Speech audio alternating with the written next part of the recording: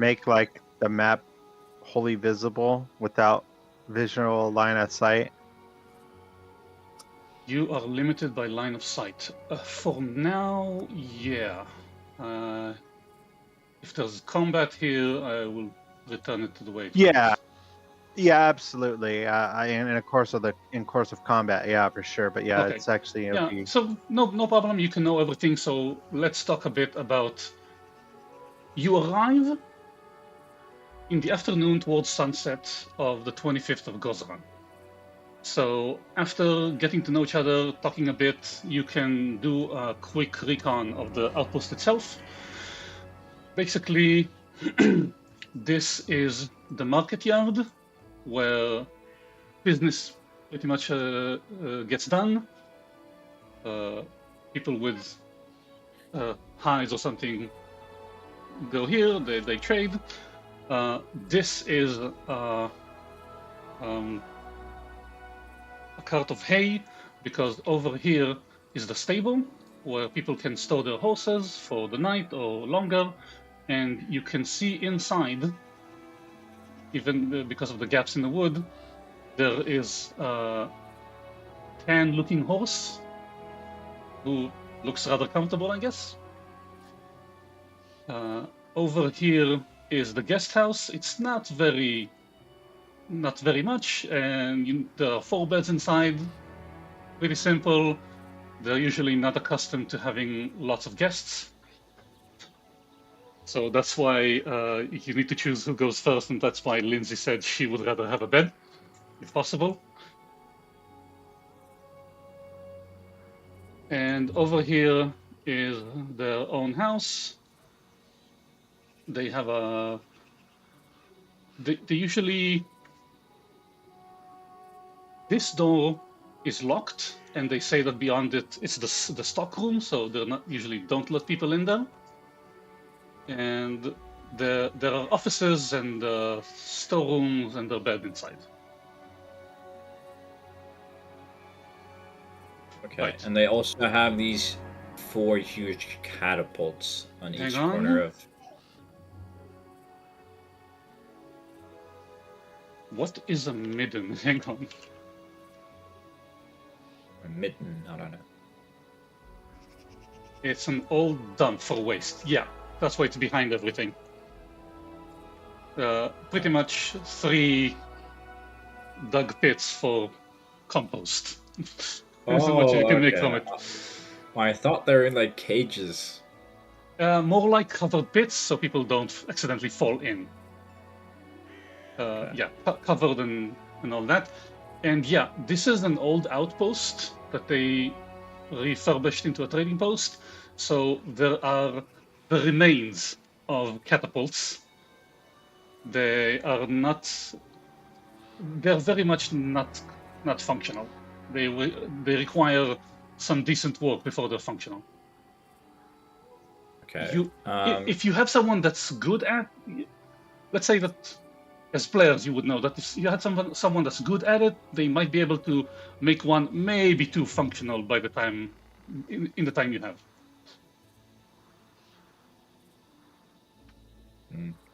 Would it be crafting for the catapults? What about the catapults? You say we can make 1 or 2 functional? If you had someone that's good at it, that's good at engineering and crafting and woodwork and siege weapons. If there's no one, I'm not sure. Party page. I don't think you have anyone specifically good at it, but maybe a very, I don't think so. Maybe a very intelligent person could maybe get one of them to work.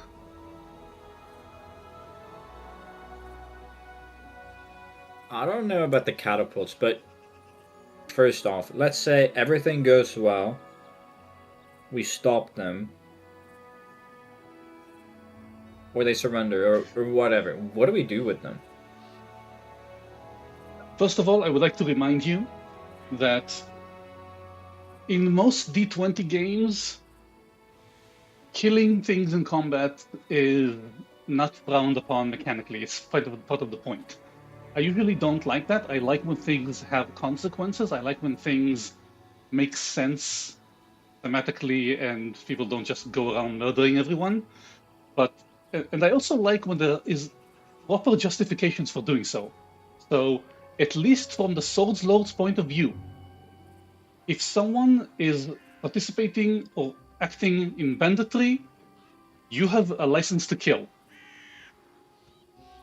First of all, the stolen lands are pretty lawless. I mean, there are agreed upon conventions of behavior, which most people abide by, but there's no country or kingdom between in the area between Numeneria, Brevoy, Pitax, and I forgot what's at the bottom. All that area is basically the Badlands. So Lawless. most of the people there either won't fight you if you show force, or you are pretty much allowed, or people won't complain if you do kill them. Well, of course they won't complain. How can you complain if you're dead? Yeah, so Well- you pretty much have the people who are designated as bad and you are allowed to kill them because they're bandits or monsters, or people who won't object to you, couldn't put up much of a fight, and probably won't object to you killing the other kind. Jeff, would we know what kind of oath Luther has? He's basically all for law. All for Just- law, okay. Yeah. He's not that merciful when it comes to someone breaking the law. Okay. What do you mean? I mean, you did spare that guy that was surrendering back who attacked us. So. Well, here's the thing of Holy Champion. He's one of his edicts. Anathemas is take advantage of another.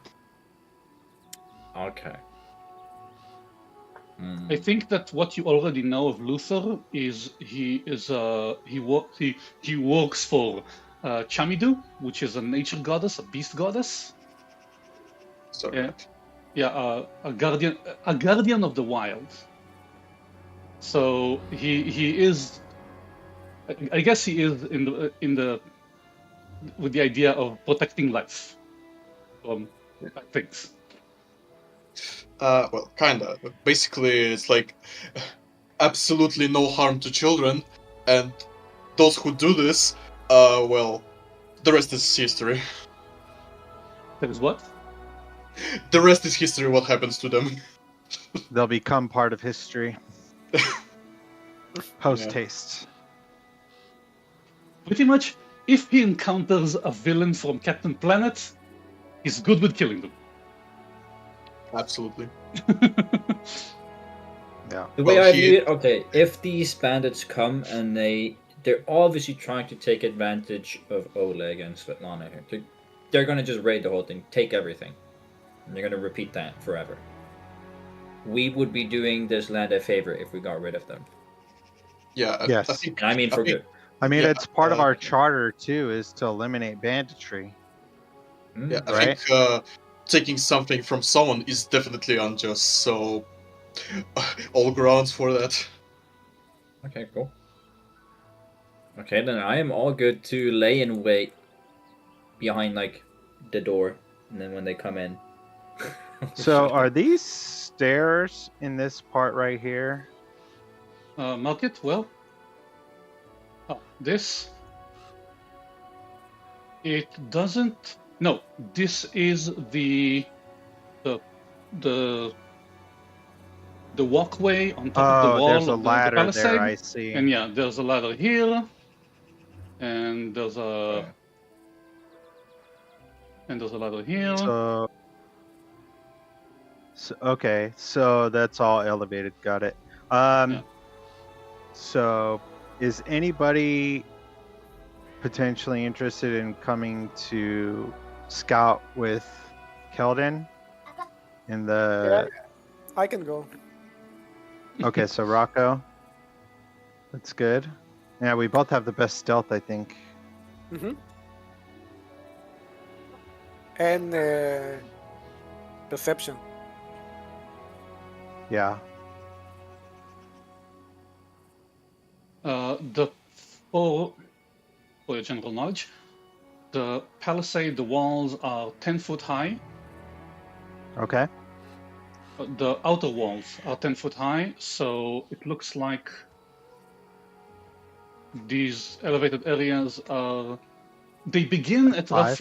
roughly head height, and they So about provide 6, and they provide like 1.8 meters. they're enough above your head that you can walk under them, and you can stand on them and have I'd say half cover without trying from anyone outside.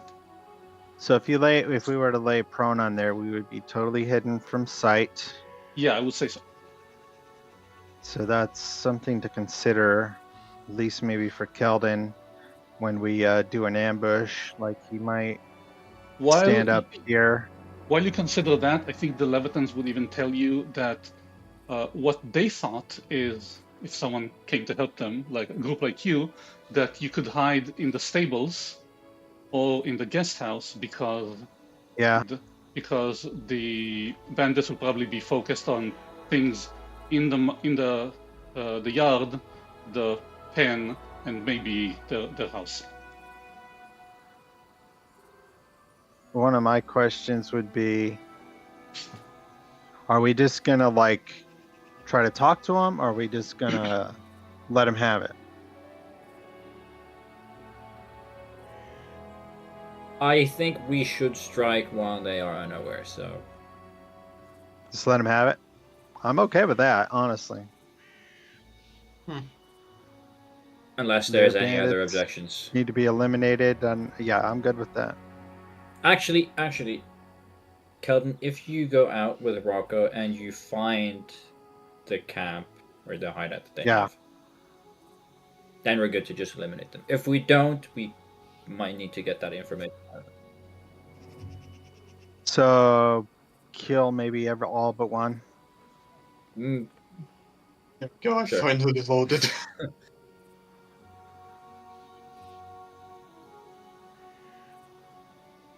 Okay, I am not going to go out on any night adventure though, so Keldon and Rocco, you two have fun. Go out and scouting. Oh, and also another mechanical point is, unless you do something that I'm not expecting, you will be at the dawn of the first of the next month. You will be fresh as a daisy with 1 hero point. Excellent.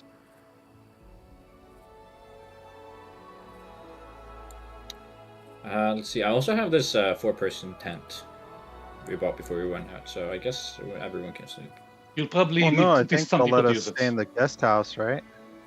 Or is there not enough? Oh, yeah, you're right. With as many people as we have. There are 4 beds, but I don't think that there will be a problem laying down at least 3, maybe 5 bedrolls or something.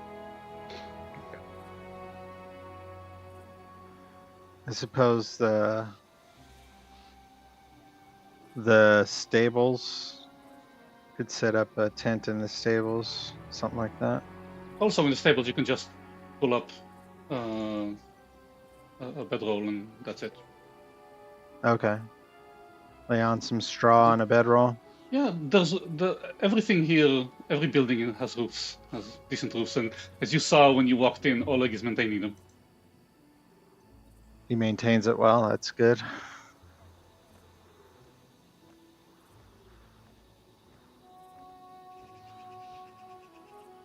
All right. Well, I guess then we don't have anybody who can really repair the catapults, so I guess we won't worry about that. Yeah. Yeah, Rocco and I will go out scouting. Did they have a general indication of the directions that they come from and that they go back to? The Levitans? Yeah, they told you that it looks like they're coming, and I guess their camp is somewhere in the southwest. Southwest, okay. That is 2/3 of the battle, I think. Having the right direction to travel.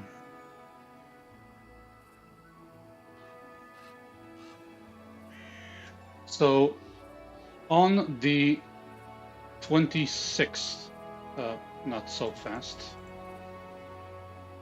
but it would give me sunrise. Okay. Because I think it's fun. Slightly cloudy, comfortable temperatures, and strong winds. Of course. You're getting a lot of luck on the strong winds. So Rocco That is and first. Rocco and Kelden go out scouting. If I'm not mistaken, Rocco cannot keep up with Kelden's Oh, it full would speed. not. No, we would travel at his pace. Yeah, I mean, I'm No not gonna way. like leave him behind or something. We just travel at his pace. So you either, I'm thinking that you can either cover the hexes around the outpost, or further if you don't come back every night.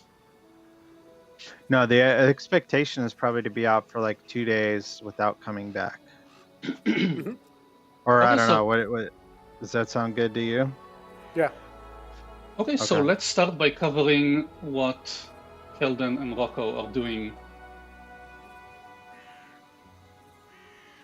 And I'm telling you in advance, and you should know this in general as players, that there are, I would even say, most of the hexes that are part of the Stolen Lands and not, let's say, Bravoy or Pitax or something like that, do have interesting things in them. Sure. And if you encounter something on your own, you're on your own. Yep. Think now, okay. Good luck. So actually, so before we go there, what does Luther and Fish do on the first day of preparations? Well, I guess being the holy person and the person of God, I will devote my free time to God. What does that mean? Well, something like prayers, maintaining the equipment, sort of that. Oh, okay. Yeah, like keeping myself clean like a face of God. That's cool. Because we have something about that. It's called a camping activity. Usually, what we do, and we will do this more when you go into actually proper exploration, is every time you camp, everyone can do a camping activity. And a camping activity is usually something that takes a couple of hours, and it's things like maintaining armor, maintaining weapons, making meals. And I love it that there's a system that all of these have some, not huge, but some mechanical benefit that encourages you to use them. So if, for example, but in camping, it's usually something that is effective for the next day. But if you are there and you're staying there waiting for the next encounter to happen, then you can choose to, for example, maintain your armor and put it aside and only wear it when the bandits come, and then you have that bonus. So for maintaining armor, there's a whole page of camping activities, which I would say Is that you in the don't. GM screen? It's not part of the GM screen. Oh, It's in the journals. it's in journal. Oh, okay. It's in the journals.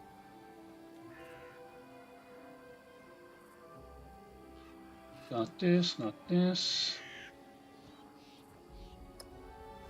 It's called camping activities. Oh, this is all Kingmaker specific stuff. Okay. Yeah, I see them on the archive of Nethys. Oh yeah. There's a lot of Kingmaker. stuff there. Oh my god. Yeah, Kingmaker reported a shit ton of stuff and activities to the. Yeah, Kingmaker. I think in yeah, even in the first edition, they added some subsystems. I think the Kingmaker added exploration to Pathfinder, and now, especially with Pathfinder 2 and Remaster, a lot of it has been taken into the main game. Okay, I can't find the page itself, but here it is. No reason you shouldn't know it.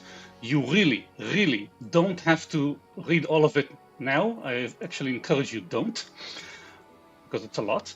But for example, maintaining armor, you can choose to maintain or repair one suit of armor or broken shield.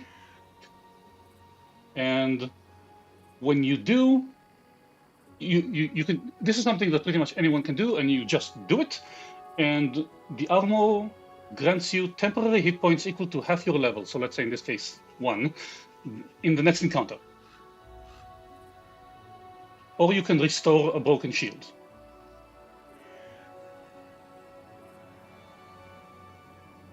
Yeah, And- I think I got myself some chosen activities.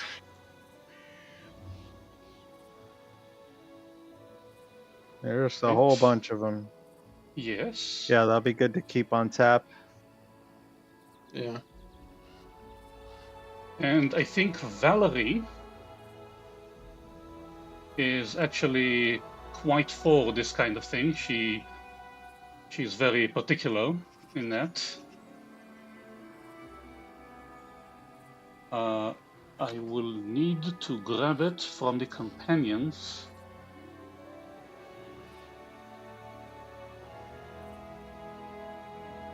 Because Valerie has this thing where she likes to keep everything proper. And yeah, it's pretty much, her thing is maintaining armor, so she can do it as well, and I think she would do it as well in the first day. So feel free to, for Luther, and I will do it for Valerie, to add 1 temporary hit point. Nice. It's not bad. If you want, we can talk about maintaining weapons later. Sounds good.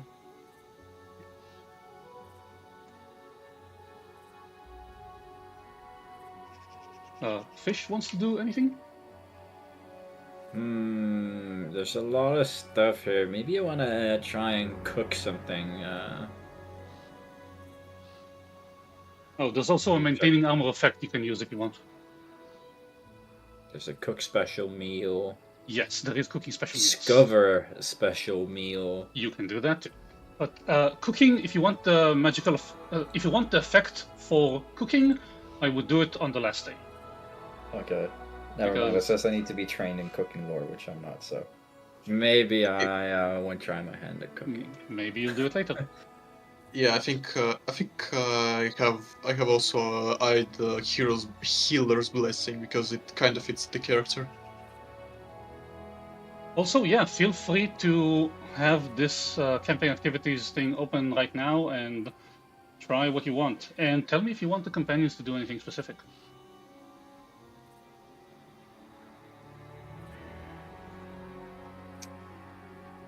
Let's see. We can let maybe- them stew on that and get to our exploration unless. Yeah. Okay. Yeah, that's fine. Yeah.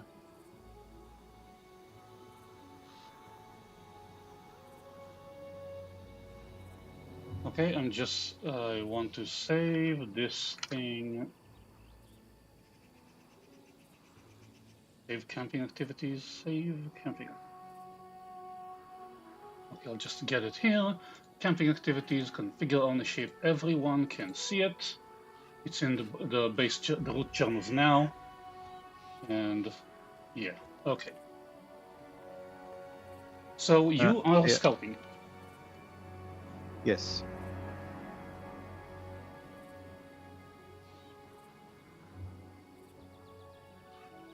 Okay, scouting is an exploration activity.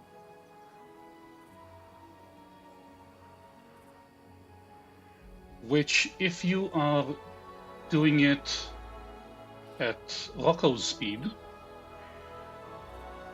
It's half a square. Or half a hex. on Figuring we can go 2 days out, and then if we don't find anything after 2 days, the third day will just be spent coming back. wait, scouting.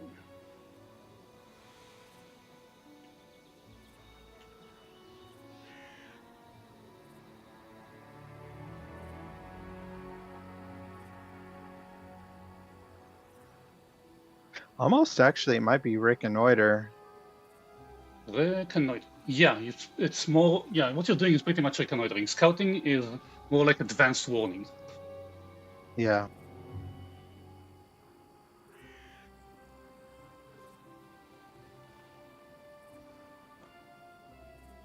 Okay, so I'm reviewing this reconnoitering thing. You spend time surveying and exploring specific land. Reconnoitering single hex takes a number of exploration scenes equal to the number of travel activities necessary to traverse the hex. So, traveling on roads doesn't lessen the time.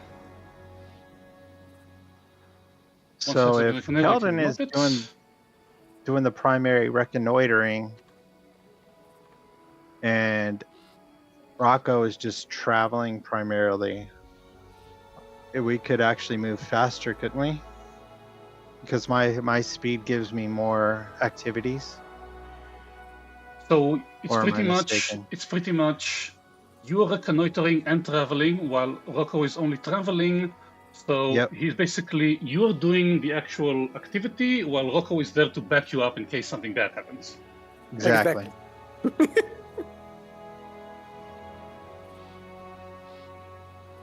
I haven't played Darkest Dungeon, but I really should. Yeah, it has mechanics really similar to that. Yeah, I really should because it has a lot of interesting mechanics. Okay, so when you are traveling, remind me what it said about different In the explorations? terrains. Yeah. How much is different terrain?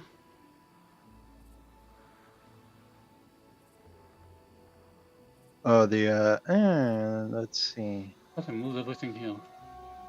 Travel.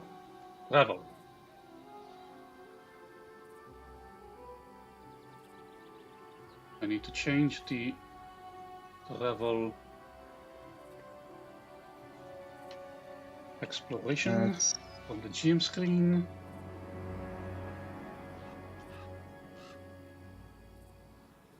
Exploration from the GM screen. Yeah, it doesn't have the.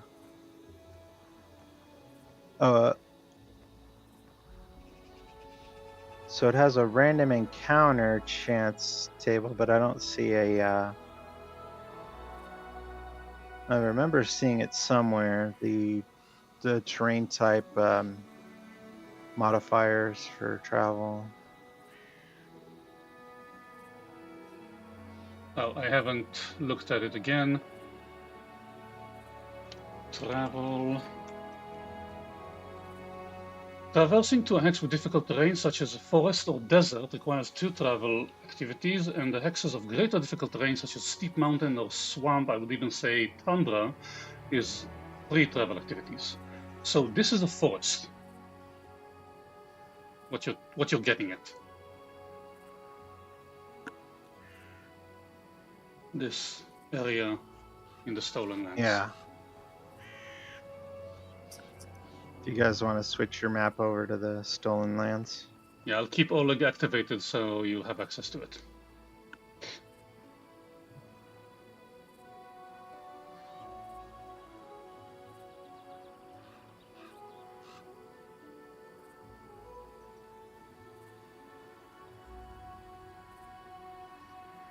Yeah, if you just go up to the top of the screen, there's like the maps listed there. If you just click on the one that says Stolen Lands. Jeff. Yep. You saw What did we lose so much? the enhance weapons activity? Yes, Yep. that too. So, though it seems kind of well underperforming, so to say. Hey, if it's something that it seems in Pathfinder, at least in Pathfinder 2E, that they tried to stick to the D20 system despite themselves, because especially when you get to higher levels, the bonuses you get pretty much overshadow the D20. But I still see, at least in lower levels, that every +1 matters. Well, yeah, every +1 matters, but for me, it's applied only to D20 rolls, not to D12 plus 3. Yeah, but the Like, enhanced weapons. Yeah, damage rolls can be sometimes well, so to say, encounter killers, quite literally. But What do you mean it by is that? like a bit. What I want to say is that damage rolls are a bit less important in the bigger picture than attack rolls. I am getting where you're coming from, but I did see, at least in the manor fights, that sometimes you would do 7 damage. Actually, plenty of times you did 7 damage when they had 8 HP. Well, yeah, I think on the lower levels it would be a good one, but I think it would wouldn't be able to pace up as we get levels. So you No, could, the for enhanced example, weapon one is really strong. for example, you could ask Valerie for 5 days, here suits of armor and weapons, like I guess 5 sets, 5 sets that you want her to work on, besides whatever it is you're doing. So you could just ask her for that. And while in D&D, I would definitely take a 100 HP monster. When it goes down to 1 or 2 HP, I would just say it's dead. Here, I'm telling you, I would definitely won't, because I see that every one matters, and I like that it does. I feel like the enhanced weapon one is really strong because it says that Amira spends time in her camp over sharpening the group's weapons.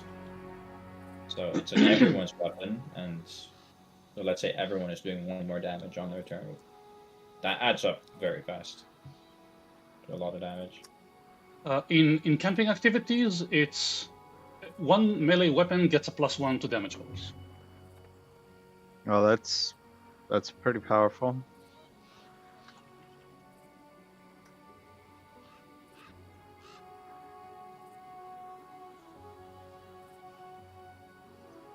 I'm also discovering that there's a ton of other characters apparently that we might see at some point. Yeah, I'm still wondering what they would do during the actual fight, because I don't want them overshadowing you.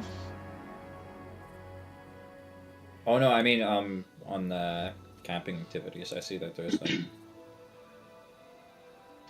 if this some random name is in your party over and over and over and over again. Wait, where does it say that? No, it says on requirements and Nethys notes. You can only do this activity if this person is there, this activity if this person is there, etc. Which one? Oh, you're looking at Archives of Nethys, you said? Yeah. Oh, what does it say? Oh no, on like a bunch of them. Let's say. Tell me what they say. Blend into the night. This camping activity requires that Harem is camping with the PCs. We know who Harem is, that's fine, of course.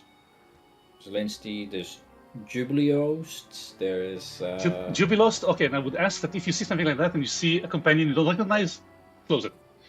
Yeah. Wait, blend in? Blend into the night. Okay, here it doesn't say that it requires Harem. Oh, really? I'm guessing it should. Back.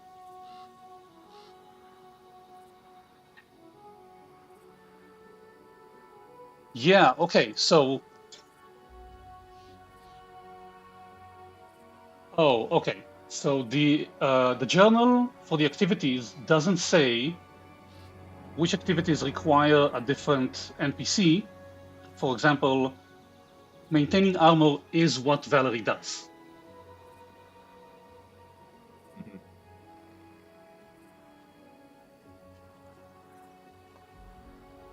Oh, there it is. There is an Yeah. activity to learn from a companion. Yes, that's exactly what I was looking at. That's really nice. There is a list, learning learning from companions. Where does it say that? Learn from a companion. Mm-hmm. Okay, so I would add to learning of a companion to it's number 6 on the companion camping activities that you need to have the companion that does it, and you need to have that person in order for that to do. The companion to be learned from must be camping with you, and they must be friendly. I think all of the companions here now are friendly.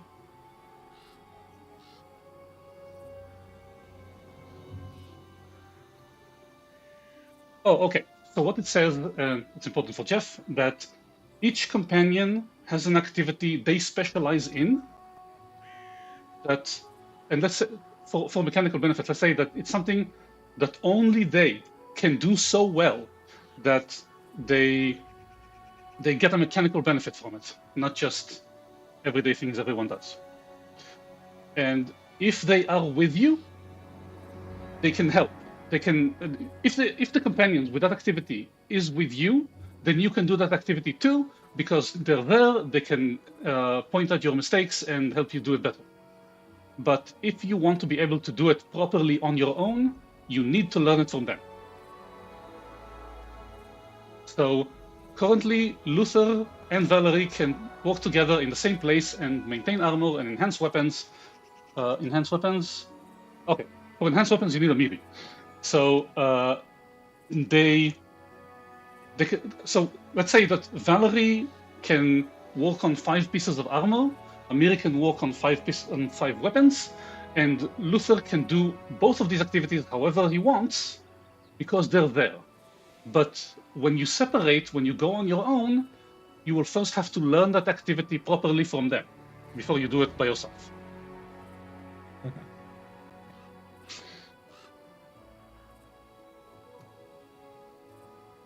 So I will add to the table which companion is required.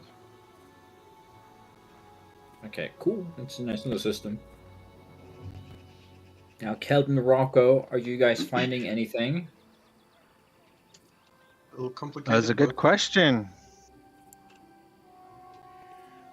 Hang on. Did Fish decide on what they're doing?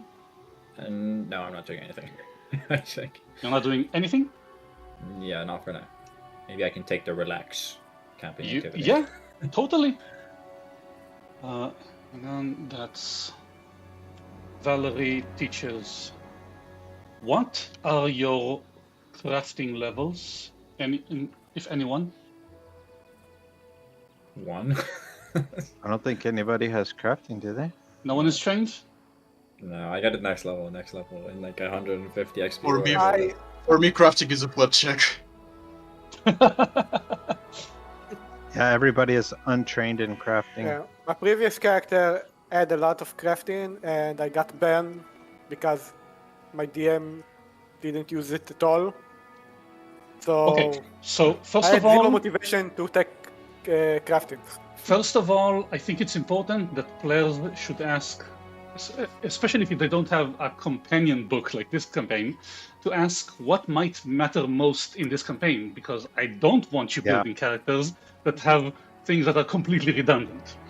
Yeah, I only ask about the performance. Not the performance, the thievery. Thievery? Because I was worried about the thievery. And also, I said that feel free to rejigger your character. Did I say it until a certain point? Maybe you did, but can't remember. It seems that performance is really... Yeah, so I would say you can rejigger your character sheet however you want until the end of second level, unless otherwise stated. Okay. So feel free to change an archetype if you want. And I would say that I would think, from my experience, and I still haven't read the book cover to cover, but I would think crafting kind of matters. Performance, Yeah. because you will be managing a kingdom, and I would stress more about you getting the schematics of how to make things and then making them instead of just finding them. So Which that'll is matter. which is the opposite of what I had in my previous campaign. And I would say, since you will be running a kingdom and you will be doing some negotiations, and I will want you to do negotiations, then yes, performance. Actually, I don't know if performance specifically. I don't know if performance specifically. Yeah, I don't know if performance specifically would be worthwhile, though. I think your panache works off performance, isn't it? There was a campaign activity that used performance that was really good. Which one? Right. Can't remember what it was called. I would think diplomacy is more important. Yeah, diplomacy is important. Bolster confidence. My diplomacy is the main check, Yeah. and this is the one I use for panache. And yeah, so I would say in this campaign, diplomacy would serve you quite a bit. Society is good no matter what, I would think. Mm-hmm. Yeah. Yeah, if I check the campaign activities, that a lot of performance check. Really? So I can rise my performance check. It looks like I had a feat for it. It looks like there's bolster confidence that works off performance, which enhances other activities. Yeah, we need to look at the trained activities for everything. The Tell Campfire story also seems very strong if we have anyone that's good at performance. It's nothing on diplomacy, it's all about performance. Yeah. And I waited with my performance because I have a feat in mind that boosts my performance. Yeah, cool. And if you're going there, I would even suggest we talk about how performance can help you in general. Because actually, what I like about swashbucklers or swashbuckler types in games or in everywhere is that they take the idea of just doing cool shit to do cool shit, and they build on it. Yeah. So if you get a crit success on telling a campfire story, you get a +2 to attack rolls, saving throws, and skill checks during combat at the campsite. And I would say that's actually crazy. And I would say even for the next camping activities require skill checks if you don't move from that campsite. Yeah. I have a little work to take. I can sometimes step out because I'm currently making dinner, so that's. Is there any chance you could make dinner before the game? No, sorry, but I will be here. Just sometimes not being able to operate by hands. Okay. So don't worry about me being absent for long. Okay, so while Fun is going over the activities, let's say that if you want to reconnoiter this hex, why isn't it marking for me? Because I'm using the wrong tool. Then it will take 2 activities. Mm-hmm. Which I have too, with my speed. Or, you're saying it'll take 2. So if we travel and reconnoiter, we're short, right? So I would say, if you want to keep together and be ready for anything that happens, then it will either take 2 days, or Rocco will have to hustle. Oh, we'll take 2 days, I think. Yeah, I was gonna say we'll take 2 days out, and then the Hang next on. day we'll be coming back. That's a strange sound, but could be useful. Oh, never mind. Carry on.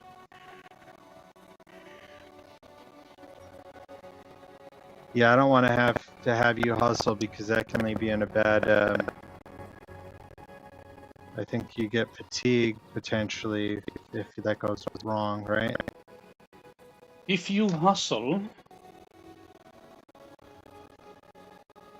Requires like a fortitude check or something. yeah, if you hustle, then it takes a fortitude check. But even if you critically succeed, you're at least a little fatigued. You saw this happen. Yeah. Yeah, don't want that. So no hustling.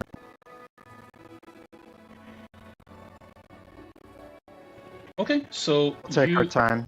let's write it down. Kelden plus Rocco, 2 activities, 2 days, reconnoiter. What's the hex? There's a name to it. So Hex controls, GB4.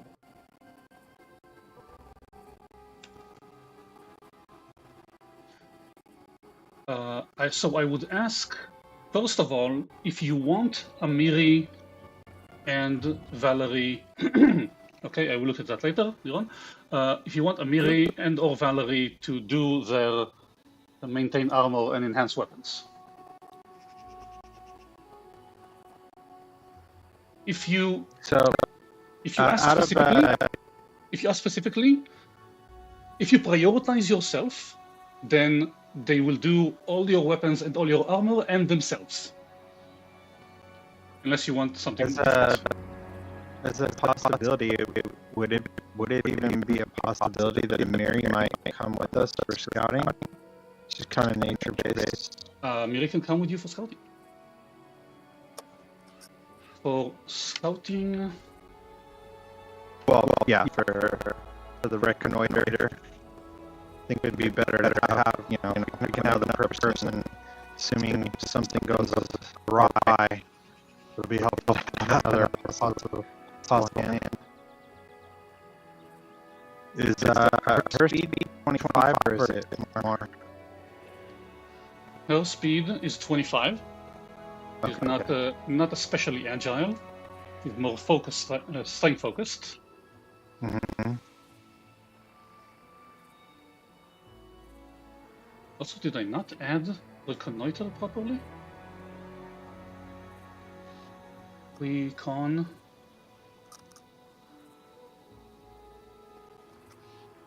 I see it in the. Yeah, camping I think it's the right one. Yeah, it says 1 for open terrain. Exploration activities. Oh, okay. Yeah. It's in the exploration activities, yeah. Wait, it doesn't require any specific check or anything. You just spend the time doing it. Correct. So yeah, she can come with you. She's just so. Instead of doing something at camp, she is backing you up. Yeah, I would much prefer to have an extra, extra person to assist in, plan for the unexpected. Okay, so you spend 2 days on that. That's the 26th and 27th. Yep. Let's count it down. Do you want to tell me what the others are doing right now, or should we do this first? Just relaxing at camp.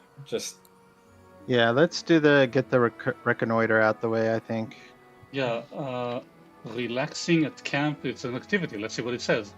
You relax. On the next check you make to resolve a camping activity, you get a +1. Which I'm probably not going to use. I'm just going to relax again. Probably doesn't stack, I'm guessing. Probably not, no. No. I think the most useful check for me would be to influence Lindsay. I probably won't do this now, but I was thinking there was this cart like hay in it. Yes. In the outpost. Maybe I'll hide in there as something. The ambush happens, but yeah, I don't have anything in mind. I'm just waiting for them to come around. I'm probably just making some small talk with the others in camp while they're out scouting. Okay, you know what? Let's do rumors. Okay. Where did I put the rumors?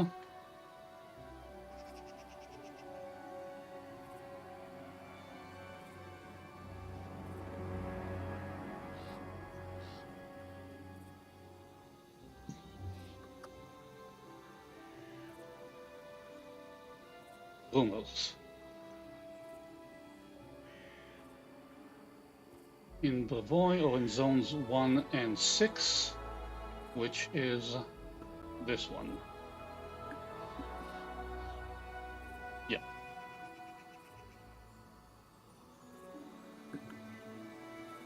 Yeah, okay. There are some roll tables that I can just click and roll. But if you want to roll the die instead, let me know.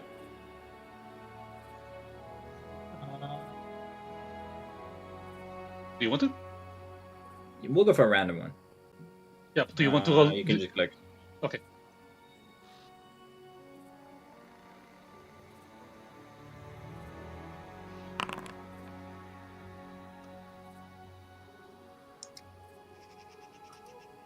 That shouldn't be displayed like that. Why are you doing it out in the open?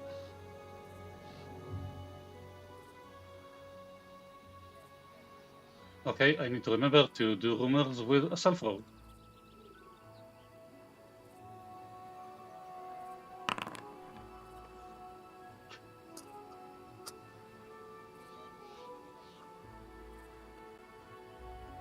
During the time you spend in Oleg's outpost, some people come and go. You see a hunter, you see just some pilgrims going from one place to another, and when you ask around for anything interesting about the Greenbelt or the Highlands, then someone will say that they heard that the Stag Lord is actually undead and is gathering an army of ghost bandits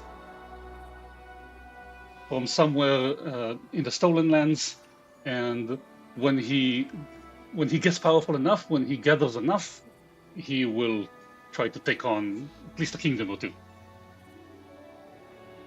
Okay. This might have been important information before Keldon and Rocco headed out. They might be dealing with some undead lich. Stepping out. Well, the goal of their heading out was to kind of map the area, not to engage anything. Yeah. But also be prepared for anything that might come at them. Okay. Okay, cool rumor.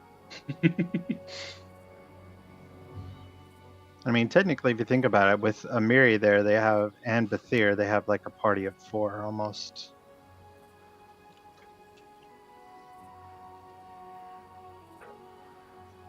Okay. Last check. And anything else before we resolve what Keldon and Rocco are doing? Nope. I want you all to make a stealth check.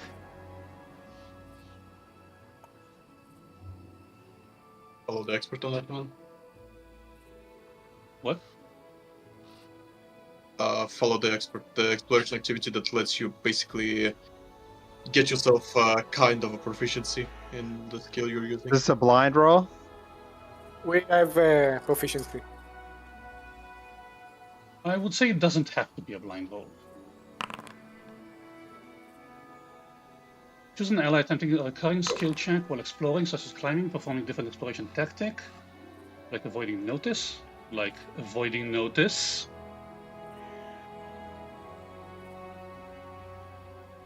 No, it's you don't have to do avoiding notice specifically, but we might do that later.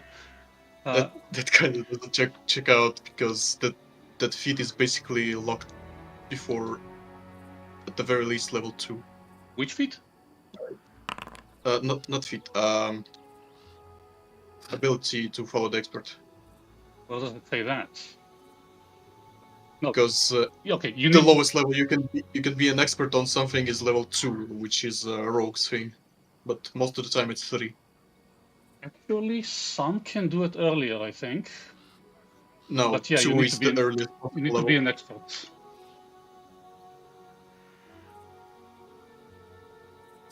And it's just for skill checks.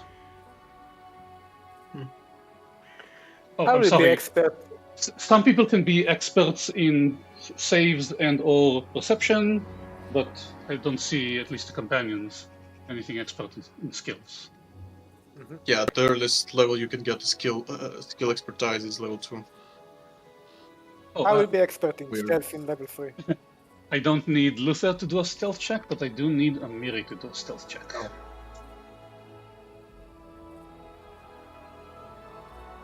Can we roll that, or do you have to roll that?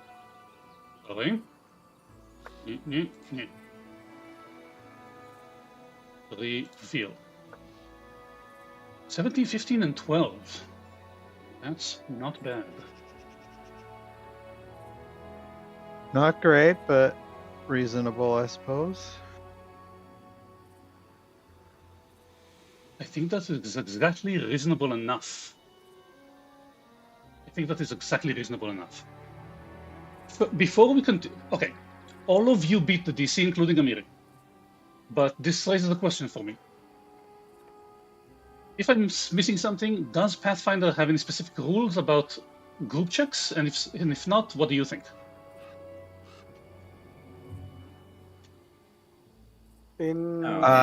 Following the expert is kind of like, I think, the closest thing to group checks. I'm trying to think if there's something else specific. Well, in a stealth check, I always thought about it as a group check. Yeah. Mostly in D&D, but it's exactly why I bring up the point. When you stealth badly, the others can see it. So there isn't a place to make you better if most of the group are doing it better. I think the way it's supposed to work is you roll one check for everybody using the lowest modifier. And that's how that, I think. Okay, so you take the group. All the experts supposed to work. You take the group, you find the lowest modifier for the skills you want, and everyone rolls with that modifier. I think so, and then you take the highest result, or I'm not sure. Yeah, I'd have to I think so, if reread you're it. doing group checks, yeah. That's an interesting take on it. I haven't heard that one before. Yeah, no, I thought it was. Yeah, I don't know. I'm not sure how the roll is supposed to be made. I have to reread that.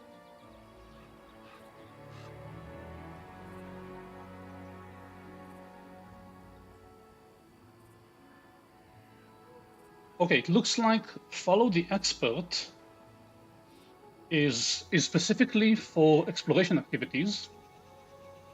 Specifically for specific exploration activities. And it kind of gives you your level plus half the proficiency of the expert. Okay. Which is cool, but not for this point. Mm-hmm. Be right back. Yeah, I'm not sure if there's any group activities for like that kind of stuff. I think level 1 characters are more or less on the same level. Some may know a bit more than the other. I'll be right back as well. If I think about it, most of the skills can be a group check. If you ask everyone to roll, like if it's a back as well. Diplomacy or perception, if most of the group is good enough, it sounds to me that like you will succeed. Yeah, I mean, group checks, I can only really think of like hiding as like a practical example, but then also if you like see someone, there's also the argument that you just see with one person who like failed. So but I don't know. Wife needed me to be tall for a moment. If we're talking about a skill check, Mhm. that if someone is failed the DC, the whole activity is a failure. It sounds like a rare activity. Like, most of the skill checks, I will imagine that either you succeed as a group or fail as a group, or if everyone can fail and succeed and there are implications, it's in the individual role. But if it's a group activity that you can fail as a group, Yeah, Well, I imagine if I would say it is. I would say it should work differently depending on what you're doing, and I would say that we will use the one with the lowest bonus if the activity means that the person worst at it actually holds everyone back, kind of like walking. You can't walk faster than the slowest person. But for stealth, for example, I don't want, for example, Rocco and Keldon, who are very good at it, to have their skill negated because Amiri isn't. Mm-hmm. I mean, it could just be that if they get discovered, only Amiri gets discovered. Really, I mean, if she has a terrible roll and the others have a good one. I would say that is also relevant depending on exactly what you're doing. For example, in this case, sort of like in this rival case, of the yeah. fittest type. In this case, yeah. But if, for example, you're like trying to infiltrate a castle and you set off the alarm, then the entire group gets revealed. Yeah, that's true. Yeah. Or I was also thinking of like an example. Let's say we're going over to like another province or kingdom or something as a group. If the first person who steps forward messes up everything, the others, they're not going to really be able to fix it up. In this case, relations already. Yeah, in this case, we will use the negotiation system, which is more forgiving than what you described. Okay, so in this case, you walk around, you do it slowly towards the middle of the second day. You find a radish patch. There is Radish. a radish patch. A radish, like the vegetable, or it's Yes. red? Yes, radish. Radish. Okay, I was like, this is blood. It's not any kind of radish.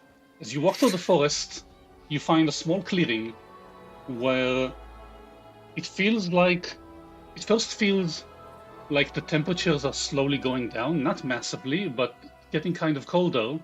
The light Noticeable dims. difference. Yeah, that's a couple of degrees. And the light dims, and the light becomes paler. And in the clearing, there is a small batch of moon radishes.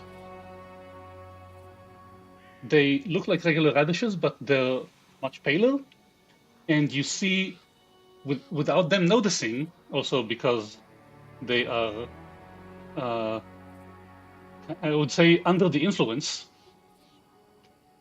you see 4 kobolds lying on their back. And I think you can even they each have a small basket near them full of these radishes, and they seem to be lying back and resting because they have stuffed themselves.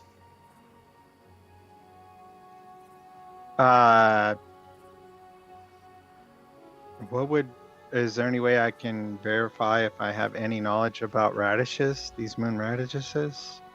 Moon radishes. Radishes.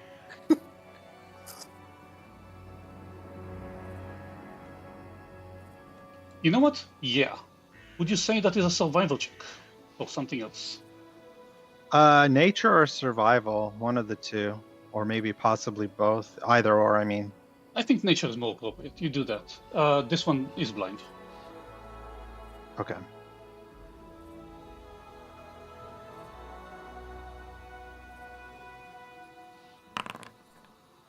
Not a great chance, but okay chance. Wait, you said survival or nature? Nature. Yeah. I think. That's Okay. nature.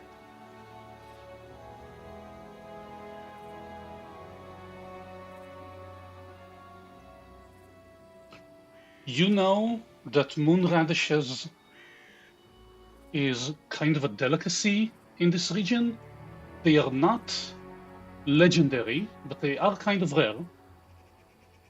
Okay. Like think of a fruit or a herb that only grows in some specific spots. And you know Maybe that, even mushrooms. like what? A mushroom might be another possible example. Yeah, it's like special mushroom. And you know that you can make, it makes a very delicious soup that is kind of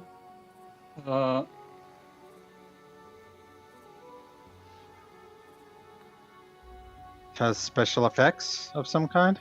yeah, you didn't roll high enough for me to tell you exactly, but you know that it has a tangy taste. From I don't know. You could say if you tasted one or if someone described it to you, and they make soup out of it that relaxes people. Oh, okay. That helps you feel relaxed and it clears your mind. Okay. So are the kobolds actually like fully passed out, or They aren't passed out, but they're doing. I'm guessing like- that when you left yesterday, and you were like, "We're going out to scout the area, see what we can see to find what we can find," and she's like, "Okay." And it's kind of like that. They are definitely overstuffed and resting out their, I'm guessing, lunch.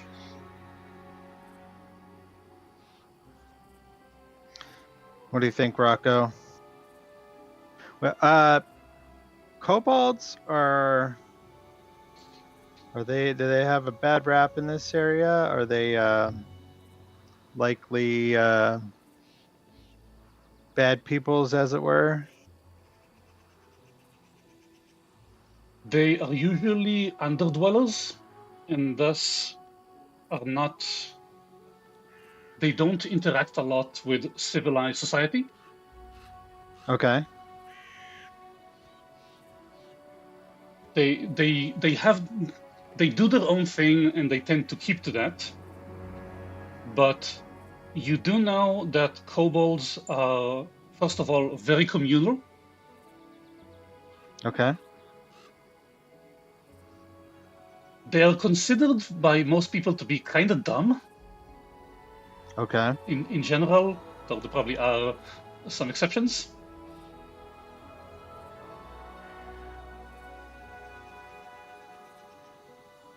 But they don't tend to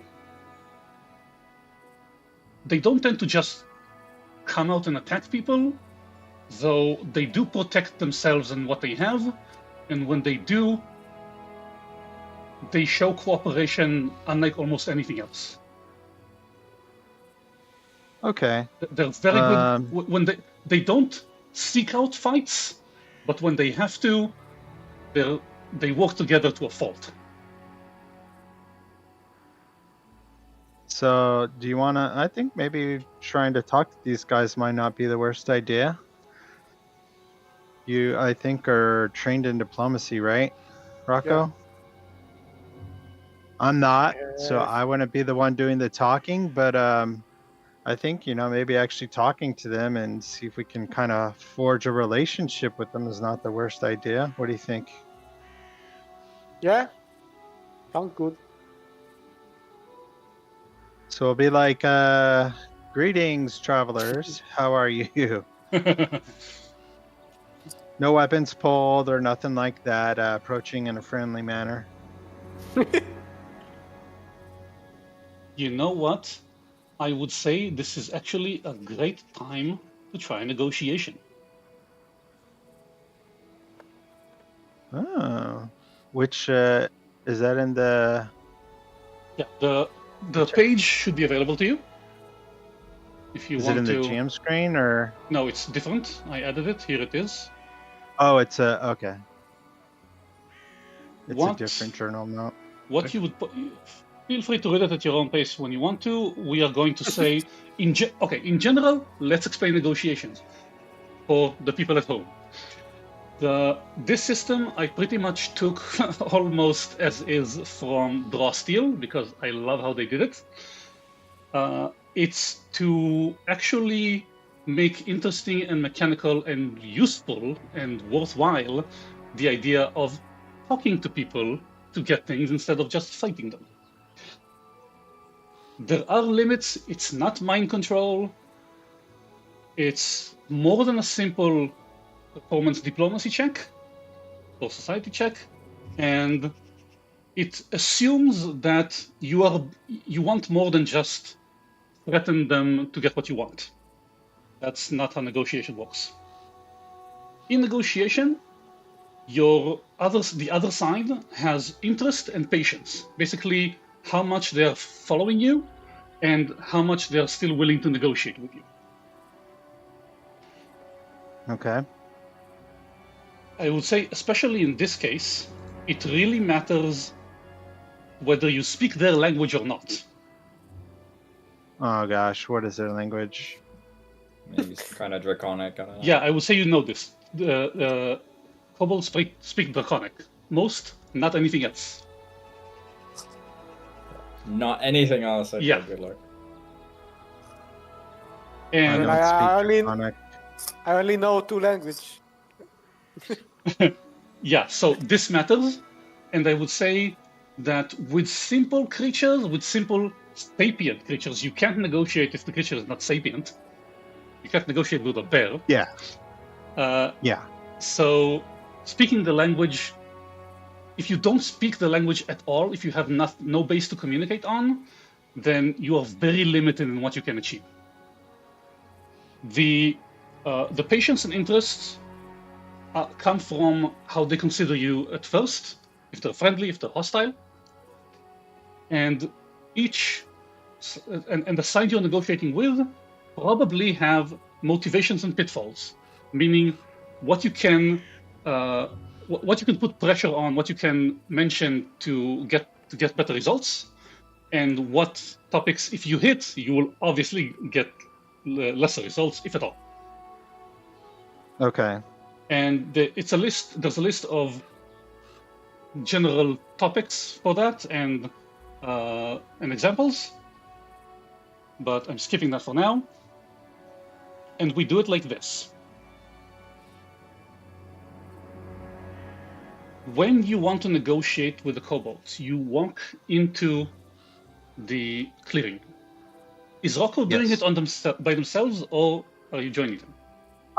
Rocco would be going first, since he's a lot better with actually talking to people than I am.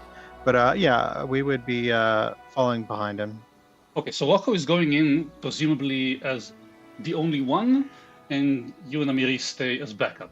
Is Rocco going in armed and armored, or without? I always wear my armor suit, like the light armor. Mm-hmm. It's not threatening or something like that. And I will You have not... probably leather armor like me? Yeah, leather armor. And I will not use my hand to wield the sword. I will just put it in the back. Yeah. I mean, he's no weapon in hand, but his weapons no are weapon on in him. hand. Okay. But it's on me. So roll your own stealth again, because this is a different thing you're doing. Just him or all of us? Just him. Or Okay. or not if you want to announce yourself as soon as you come out. Yeah, I mean that was my general thought. What do you think? I mean, to approach saying hello and greetings, not trying to sneak up on him, because that would be actually probably make the situation a lot worse, right? Yeah, I think so too. And I don't think we have something to gain if I will be stealth. Yeah, exactly. It'll make a wrong impression. So give me a diplomacy check. hidden or? Yeah, I'm thinking. No, So it should Rocco be. It hidden. would be obvious. Don't do hidden. Public. Okay, public. Oh, that's a good check. Decent. No, that's pretty damn good. Hang on a moment. Almost a dirty 20.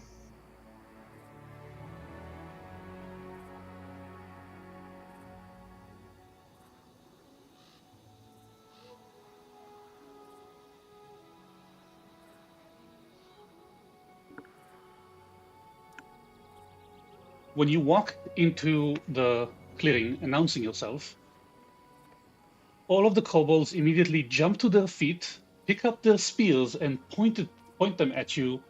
But they are. You can see that they're obviously stressed. That they're, despite being a bit woozy, they're prepared to fight you.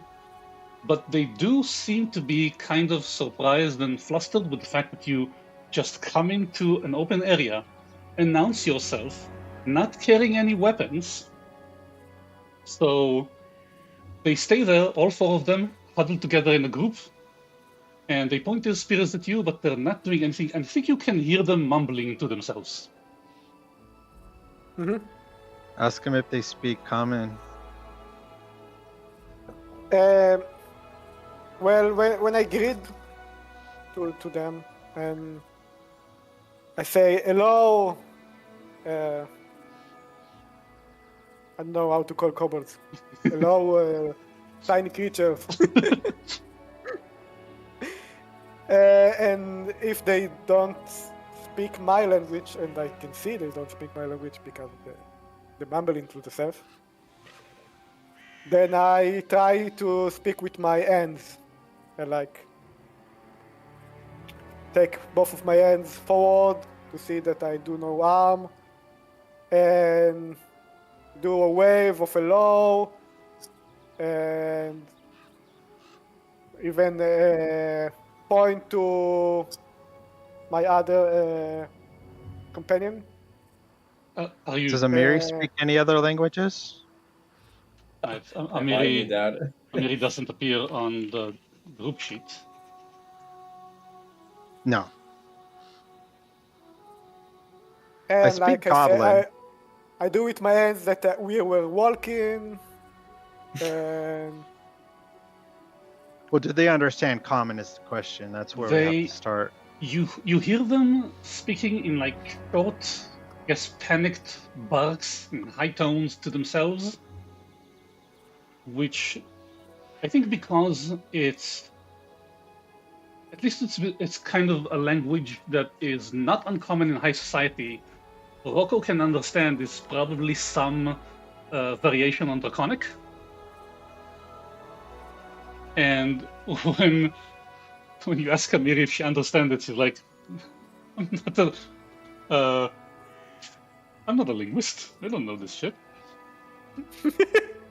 So I ask in Goblin, are you able to understand this language?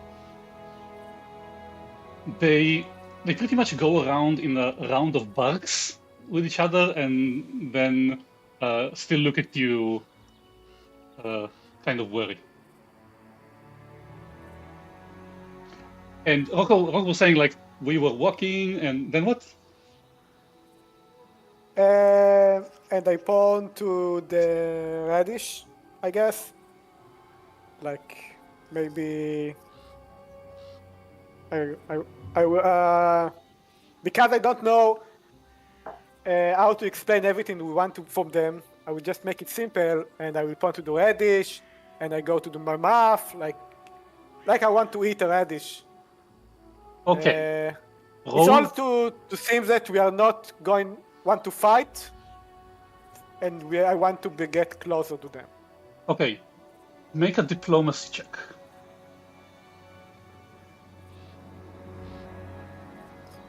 Another diplomacy check? Yeah.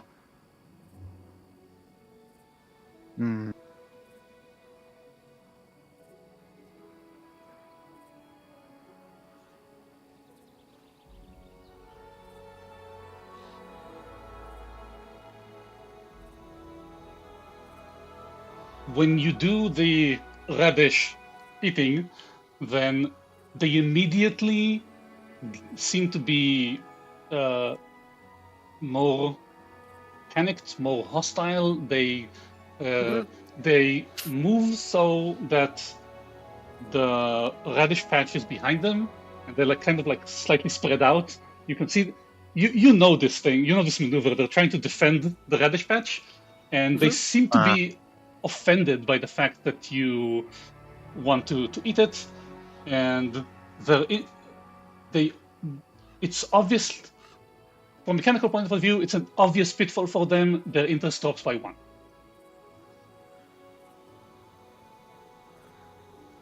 All right, I think we should just back away. And Since we patience. don't speak their language, I don't think there's any point in. Yeah, I mean, we don't have any common ground to negotiate, so I'd say we'll just SOL on this. It was worth a try. I wave them back, and I walk in backward with my face still to them, and then I will just turn my back and go. What is SOL? Shit out of luck is what SOL stands for. Okay, I'll take note of that. No, I need to. All things considered, that didn't go too bad. I mean, yeah, could have gone worse. We didn't anger the natives, so that's. I mean, yeah, I mean, we and maybe made if an we throw them attempt, back, and we maybe didn't if we just throw- try to slaughter them. yeah. Yeah, Maybe it if we could see have them turned into a again. boar nest. You found someplace useful that you might be able to go back to if they're not there. You did not Yes. kill them, and you did not get to a point in which they actively tried to kill you. So, Yes. And maybe I'd say if we that's see them successful. again, they will remember that we are the person that did not attack them. Yep. We were the ones that came over and we were like, We'll pointing have to to their try to radishes, come and we're back. like, we're gonna take your radishes. Have to come back with somebody that speaks Draconic, Yeah. if there is anybody at all in the group. do We you go appreciate back? all people in our kingdom. Do you go Let's back hope- to camp after 2 days after doing this hex? So if we are unable to find the location of the bandit camp, then yeah, we're sticking to the plan. We are going to return. Mhm. So I guess we'll probably be back in the whatchamacallit by the third day, the end of the third day.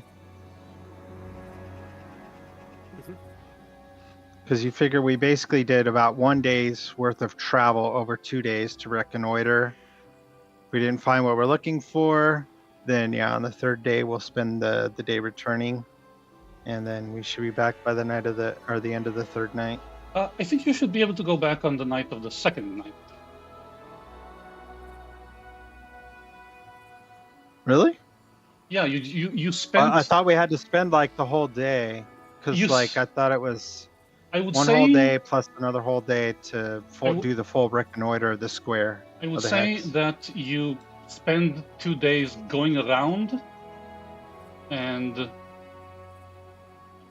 We the end of would the second return day, on the you can third. you could just go right back where you came from.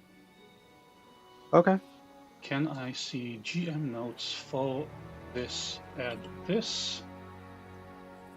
Save. Cool. I love the GM notes. It allows me to show you, hopefully, this. Notes. Or do I need to show you the page?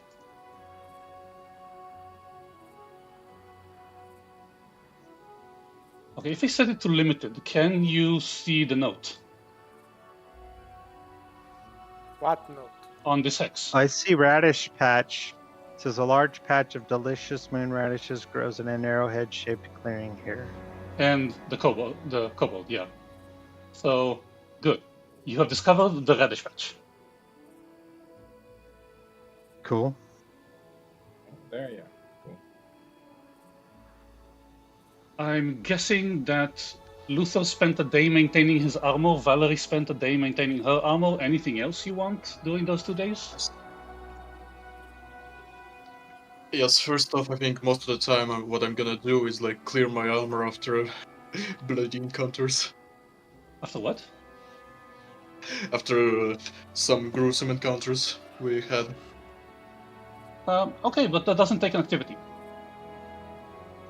Well, I mean, as part of maintaining armor. Yeah. So, do you want to do something else before? Well, I guess. Okay. I think yeah, a healer's blessing would be fine, I think. What is a healer's blessing? Healer's blessing is when the party rests during the camp, each character regains twice the normal amount of hit points from the rest. Oh wait, that's a different. Don't really need that since Yeah, nobody's injured. And I think during the camp, like for about, I don't know, half an hour. You can't do healer's blessing because it's not an activity that's open to you yet. Well, there's no indication in the journal. I changed the learn from a companion activity to show you which activity. The learn from a companion activity shows you which activities are specific to certain companions. You have to have them to do it, or learn from them if you want to do it on your own. So to make it simpler, I will hide the activities that you can't do currently. Yeah, it didn't say in game, but it says on the wiki that. Yeah, it says on the wiki. The way it's displayed here is not really good. Yeah, there's no delineating what we can or cannot specifically do in the camping activities page in the journal. I guess. Come relax with me, Luther. Sit down here by the campfire. We'll relax together.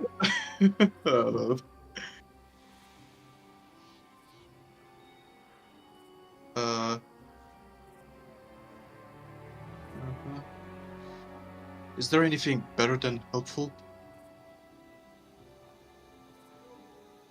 I mean, there might be like normal downtime activities. Well, I think, yeah, I guess. Or you can make small talk with the others and see if you can like discover a rumor, maybe do some gossip or something. Oh, I'll try to like influence Valerie while I'm maintaining armor, I think. Cool. Hang on. Yeah, like a little pep talk just in case. Okay, so we will say that on the first day, each of the companions do their special thing, so it will be cool, and you will know what they can do.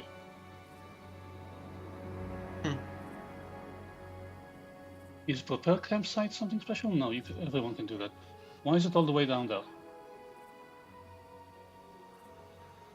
It's the last one. It should be learn from companion, which is what you need to do if you want to learn anything from them. Mm-hmm. And from there down is activities for companions. So that's blend into the night, that's bolster confidence, and I think everything above that is something that you can do on your own currently. So, I mean, it looks like you have to be expert in almost all of those things, and I don't think is it even possible to be an expert at first level? No, it is impossible. Not in skills. Yeah, that's what I thought. But Herim can teach you blend into the night, and that's it currently. So on the first day, Herim will do blend into the night, which basically lowers the attention the outpost is getting. What you see of him is that he takes a bit of space for himself, prays to his god, and if you listen, you can hear him just I wouldn't think of it as a regular prayer with considering who his god is, but you can see him kind of pleading and begging and ask if it's possible for destruction to be postponed or lessened for this area at the current time. Okay. Do me or Luther recognize which god he's praying to? Roll religion.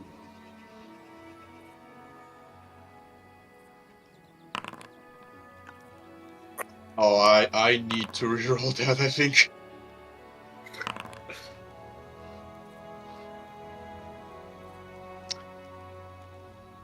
Yeah, when it comes to general knowledge, please roll it blind if I don't mention it, or you don't ask. Alright.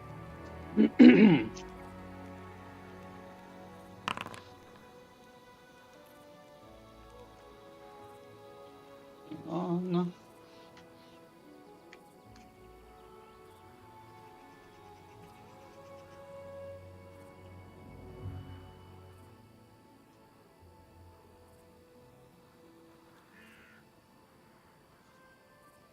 Why doesn't this link to anything useful?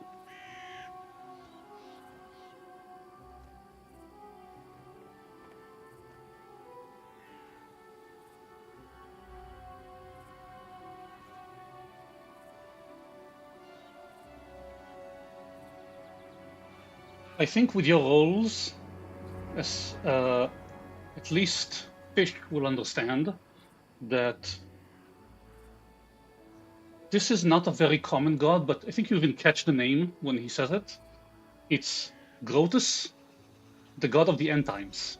And I think you pick it up from his mannerisms and the way he prays. Okay. Think of Grotus is kind of like Azathoth in the Cthulhu mythos. It's a bit ominous. it's Yeah. It's something. It's the inevitable destruction and the end of all things. Mm-hmm. It's like Ragnarok and the Norse myths. But more of the active identity representation of Ragnarok. Okay. So the believers in Grotus, they are not accelerationists. They are just very, very, very acutely aware that everything will end and everything will die. And they try to spread that knowledge, even though it's very depressing. A very pessimistic fellow we have over here. Yeah. Okay. They're usually not worshipped in any great capacity. You're not likely, even in a bustling city, even finding one of them. They're usually just wandering doomsayers. I don't know if we want to have this doomsayer in our, but eventual city kingdom preaching, screaming. But they are not evil. End is near. Mm-hmm. Okay. Well, if he can protect us from this end, then maybe he's cool to have around. Okay. They are not evil. They are just. They. For example, if you think about Star Wars, there's the dark side and the light side. And the dark side, they usually say, come to the dark side, it's all the powers and everything is better and you don't have to follow orders or something. You don't have to respect order. And the light side says, avoid the dark side at all costs. Everything there is bad, just do this. And the clerics of Grotus are like, they are aware of both sides and are not afraid to use whatever is available. In that respect, okay. in respect to powers and abilities. Okay, cool.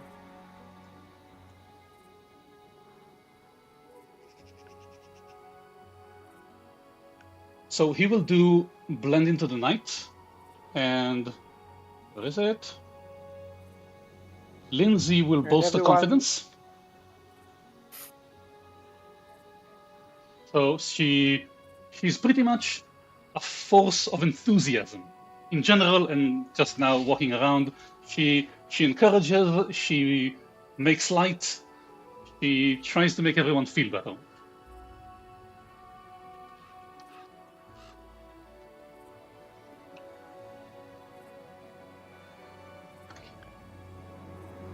So, But I think Rocco isn't there to see that.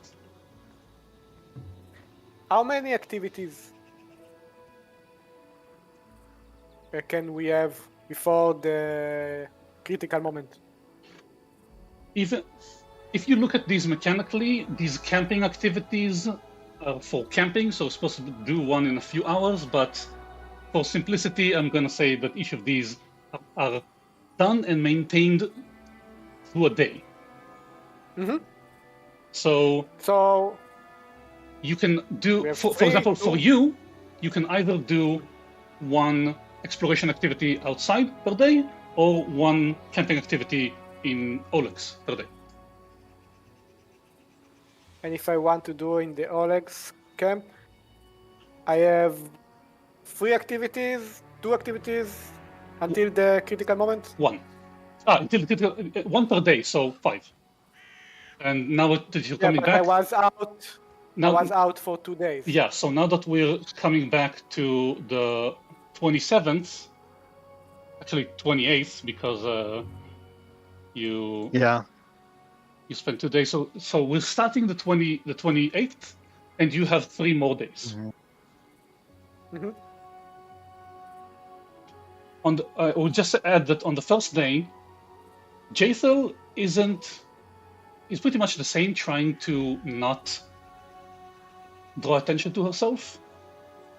But I think you would catch her activity is called Undead Guardians. That is quite anti-pharasmic of you. She is kind of meditating off in a corner, and you can see her praying, focusing, meditating, and slowly being surrounded by manifesting, becoming more material, more opaque ghosts. Oh, jeez.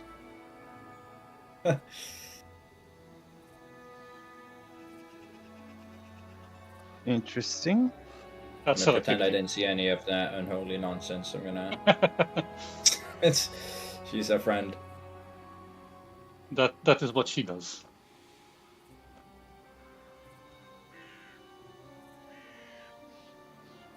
Okay, cool. I would guess that unless you stop her, Lindsay will just be walking around being helpful. That is bolstering confidence and giving +1 to any activity that's around her. And tell me if you want Valerie or Amiri to enhance weapons, maintain armor, because they will do it to themselves. So my planning, go ahead. Just my planning is this. Amiri will enhance the weapon, right? Amiri can enhance your weapon. Okay. So I want to spend the first day to influence Amiri while she enhances her weapon. So I can ask her the next day to do it for me. Too. You can ask her. You can just ask her. Mm-hmm. And while she's enhancing my weapon, I can relax or provide aid for someone who wants an aid on the next night, on the next day. And in the third day, I will try to tell a campfire story.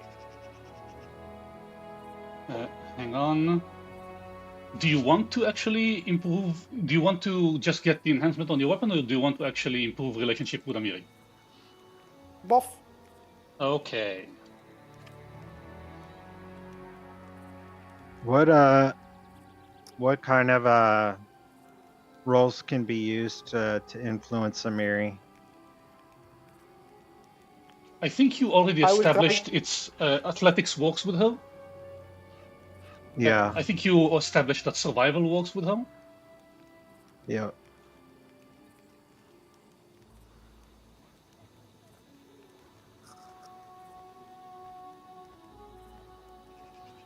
And I think that's what you know right now. Okay. Sounds good. So what? How like do you to approach this? I like to try maybe warfare and talk about some combat maneuvers and movements that I learned through the years.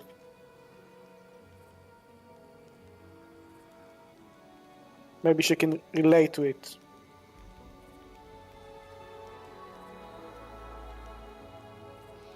Roll warfare law.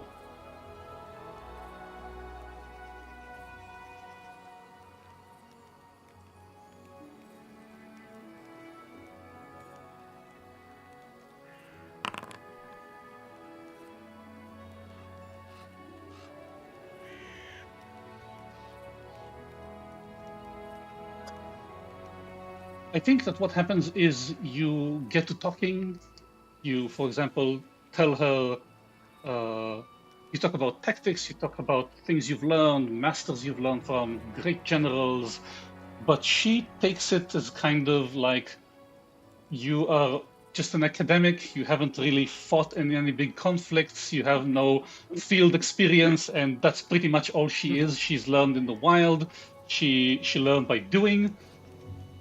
But I think she would actually tell you that so you're not gonna get anything. That is not a critical failure, but you're not gonna get any progress. But she will tell you that in her tribe, pretty much adulthood ceremony, a coming of age, is going out to a very dangerous area.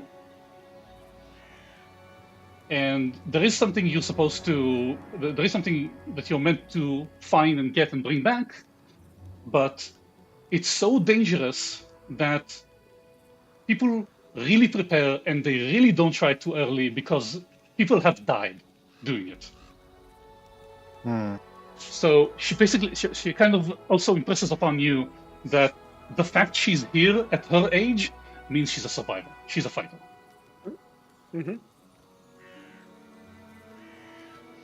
And I think on the second day, when Luther is doing his thing, I don't know, do you want to do anything specific on the second day? I guess I would be just talking to companions, learning like their story, something like that. If I'm needed as a as a hand or as a boost up, I'll do that. So basically, communicating with the team because well, that is very interesting. That is very interesting.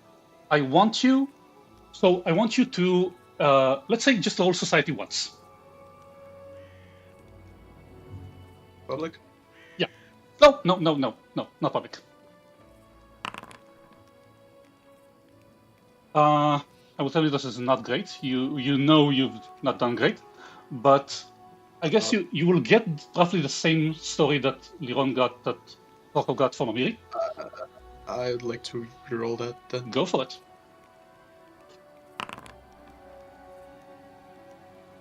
That's better, but still not great. Well, only one reroll. So you basically get the same story from Amiri, that what she had to do to get here. And I would even say that Harim kind of.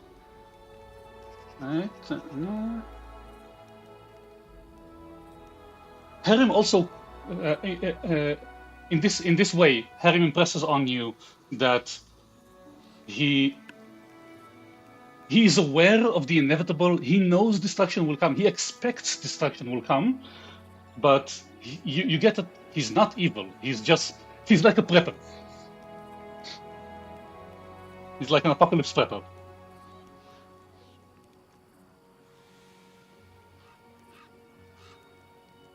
All right. Jaethel is very reluctant to talk about her past. She will say that she is from a faraway nation you probably never heard of, and she's obviously an elf, but she pretty much considers her life before what she's doing now as another life, as something that doesn't matter anymore.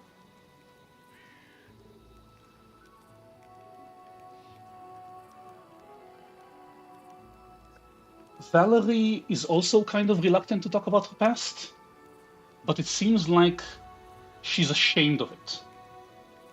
She gets kind of sad and depressed when it's mentioned, and that's why she doesn't want to talk about it. Well, I'm not pressing, I'm just curious. But I think she would also impress on you that she knows that.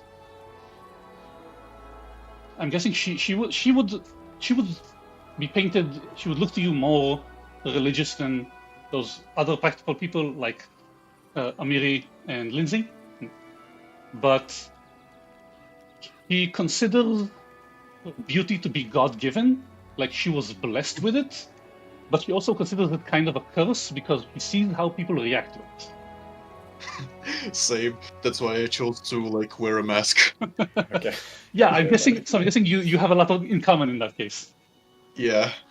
She doesn't wear a mask. I guess she appreciates the fact that she has a lot better peripheral vision, and she does wear a helm in combat, but she isn't wearing it all the time.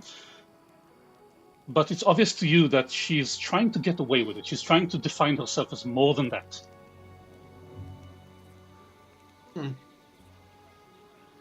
Lindsay, you've already known very well. She's already told you a lot. And I'm guessing sitting down at dinner at the end of the 27th, you talk about random stuff, about plans and the stolen lands and where you all came from. And she will say that she's thinking that she has something that you could use, that maybe you people might like and find useful, and she offers you, she puts on the table between you 2 figurines. One is a small cat made out of jade, and another is a slightly bigger panther made out of onyx. And she offers you to take one of them. I think I'll take a panther, because, well, onyx and panther are quite, what's that, mediocre choice for me. What do you mean? Mediocre choice. Mediocre, like, not exactly made of extremely precious material to get a look on, and the figurine is a panther, which is not like something you'd steal to get for yourself. Like something on the medium, not bad, not good. You're saying that is it's cool, It's but in the middle. Yeah, it's cool, but it's not really expensive. No.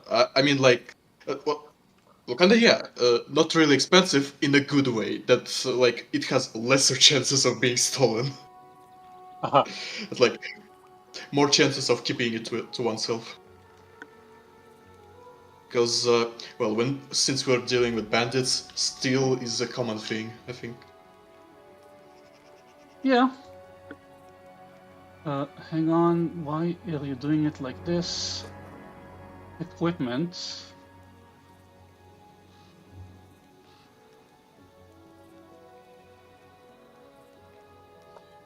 Worn items?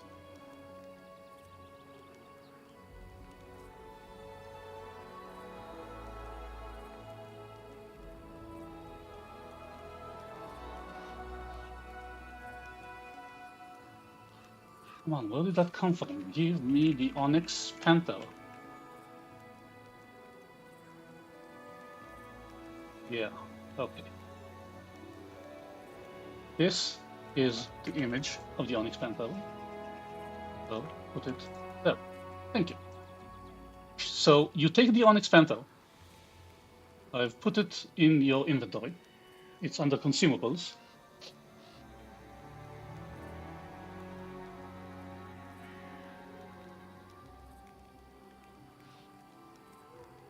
And she will tell you to wear it.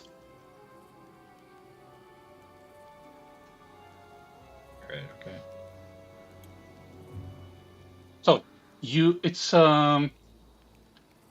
It's not an actual figurine. It's an amulet. It's a talisman. It's a symbol that's slightly 3D. This one shows the shape of the face of a panther, and she says that if you attach it to your armor, it will make you better at stuff. It will help you hide. Is this a spell heart? I currently put an item in Luther's inventory. It is worn, but it is currently mystified until you activate it and see what it really does. There. Because that's how I like to do things, and you will handle it. So she tells you that it will help you with stuff. Nice. You're muted. Thank you for noticing. Yeah. So Yeah. more mechanically, what I mean, more mechanically, she will tell you that you need to concentrate on activating when you want it, and then it will help. out of character, how many actions it should take then? It's one action concentrate. Okay. So one action to activate it, and if you want it to keep being activated, you need to spend one action to do it. Gotcha.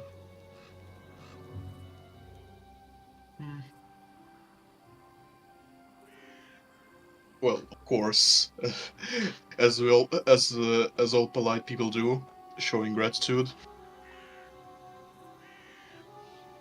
I should probably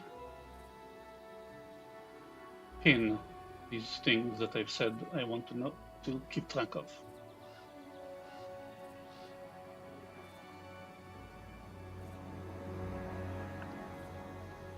All right, so that covers the first 2 days.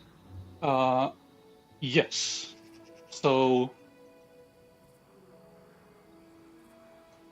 I think Valerie will also help with Lindsay's armor.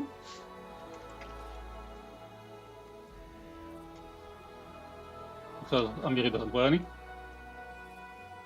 And Lindsay might need it. And actually, you tell me if you want. Does Fish carry a weapon at all?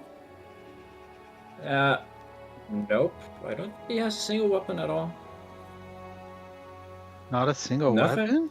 Nope. He has his fists.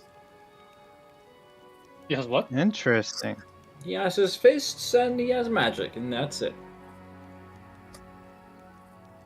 Okay. Okay, so To each their own. okay, so tell me if you want them to do anything else, and what are you doing in the next 3 days? All of us, or Any of you? Yeah, I think everybody. okay. Fish is gonna walk on over to Oleg and sit down next to him. Maybe we have a drink or two or something, and I'm gonna ask him, Oleg, you've been a tradesman for a long time, and you've been here for a good while now. Yes. Are there any interesting rumors going around in this area? Where did I put that? There we go. Yeah, he will know some stuff. Let's see what he tells you. I need to check because some of these you're not supposed to see. Mm-hmm. We can't see anything. No, some of these shouldn't be available right now. Okay.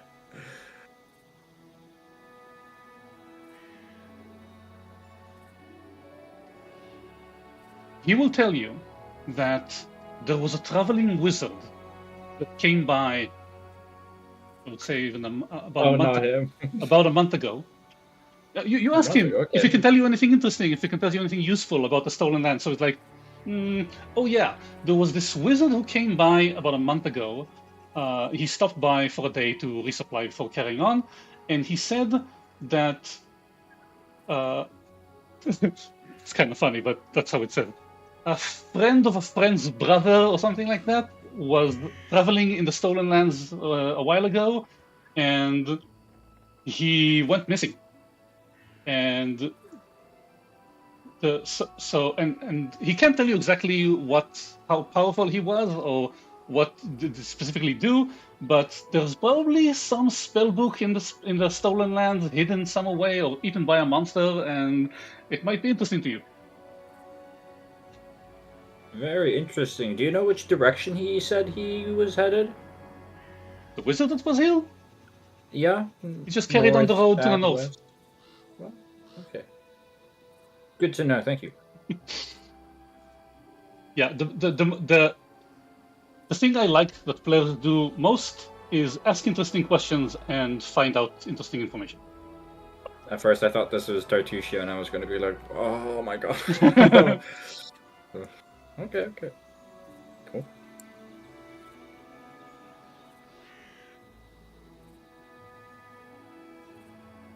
Yeah, so let's see it. I try to like identify magic with that thing. how does that work? Do you have the spell? Or you're using It is the not a action? spell, it's yeah, it is an action.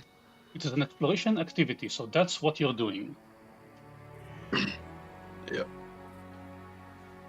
You can spend 10 minutes to try and identify it. Let's say it just takes you. I would say it's not that big of a DC. It's mostly a simple item. So that's an Arcana check, or what is it? Most of the times it's just Arcana, Religion, Occultism, and Nature.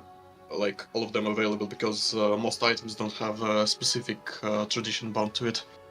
Like those four are main magic knowledge checks. So you know what? In this case, because I don't want to tell you what's the heritage of this item until you find out, make a general knowledge check, and I will take the one that is relevant. Like the recall knowledge and the basic the recall knowledge. Jesus.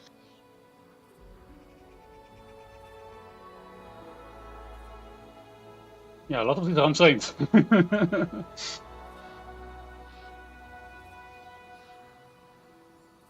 You know what?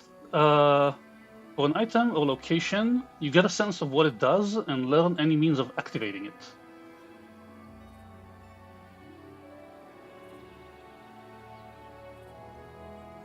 I would say that on the first day, when you try to work it and try to see what it does, you understand how to. You get how it works. In addition to what Lindsay told you, you spend an action to activate it, and you get a stealth boost until your next turn, and then you can spend another action to maintain it. Can you unmystify it? It's concentration, not yet. You need a critical success or to actually use it. Good. All right.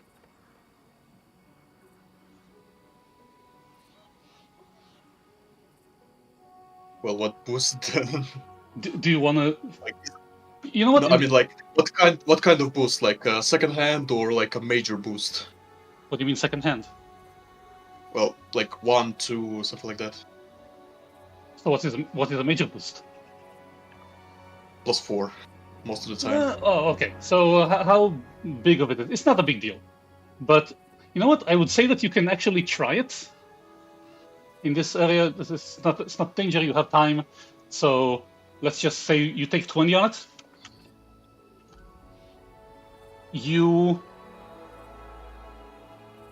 When you use it, it kind of muffles the sounds of the armor, and you can move faster while being stealth.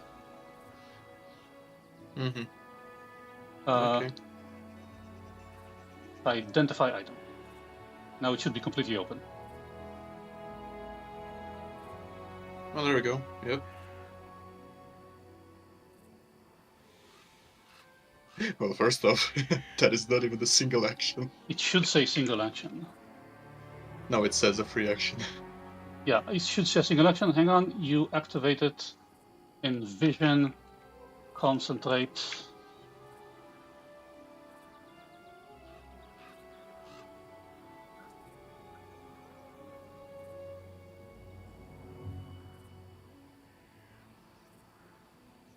And I would say that you don't even need to be trained in stealth. It just works. So it's like as a part of a sneak action? The sneak action is defined as you move while staying undetected, right at half speed. So, you know what? No, that's more appropriate. How do I say it's not one action? It's there it is.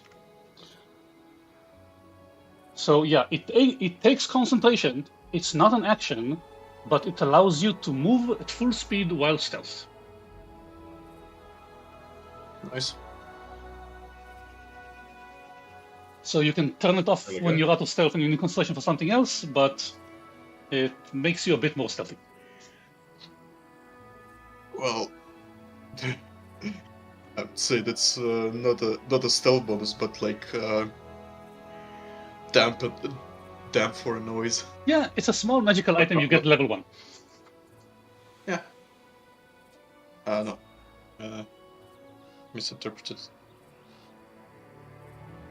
To movement during sneak, not a necessary bonus to sneak. Yeah. Because I misinterpreted it from the description. Yeah.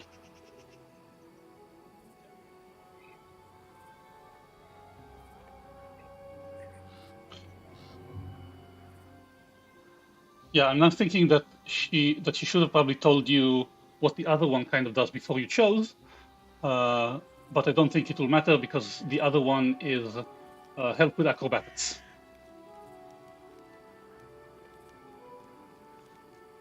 Well, both of them are +1, so yeah.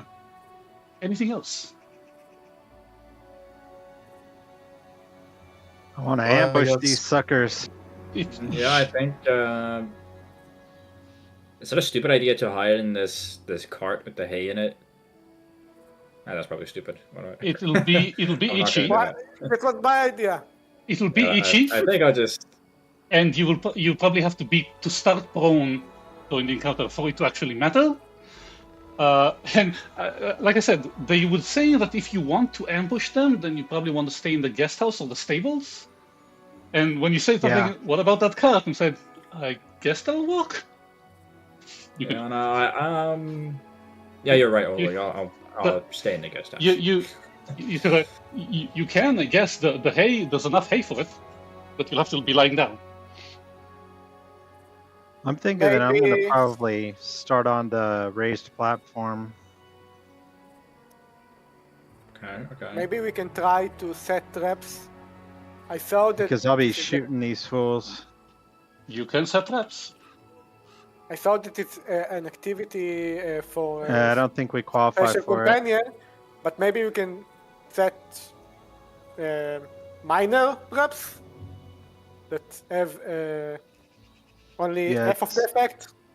It's not in the updated list, so if you... Yeah, it's something you need to learn, but you don't have to have that in order to improvise something. Yeah, Yeah. improvise traps. And I can help while Kelden do it. I can use my help. I'd be... I'm not even sure what would be the The proper thievery. roll. Need to check Rocco's If we see the set traps activity that we can't do, it's rely on the thievery.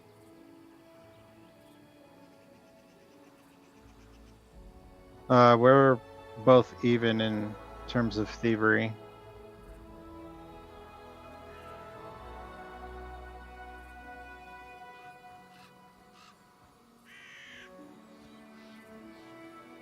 Okay, I would say this, that whoever wants to set a trap, mark a single space on the map where they put their trap, and Wait, Rocco's thievery trained? Yeah, Rocco and Keldon are trained in thievery. Both So- actually equal at it. So roll thievery at -3. Because this is not what you specialize in. You want both of us to roll or just Rocco? Whoever wants to do it, and how many times you want to do it, draw a space on the map with a square or something, a rectangle, and that is where your trap will be, and the roll will be the trap's DC.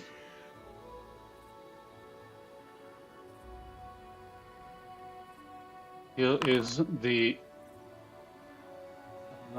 grid a bit clearer, or is it?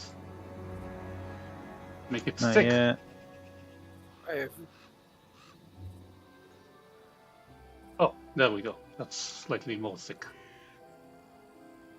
Wait, it didn't count the -3?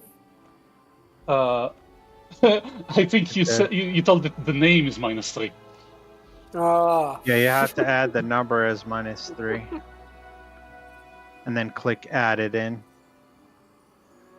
Yeah.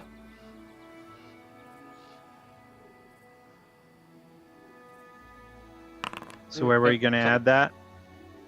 That was me. Where were you going to add the trap? Yeah. Draw a square around a space, in a space that you want the trap to be.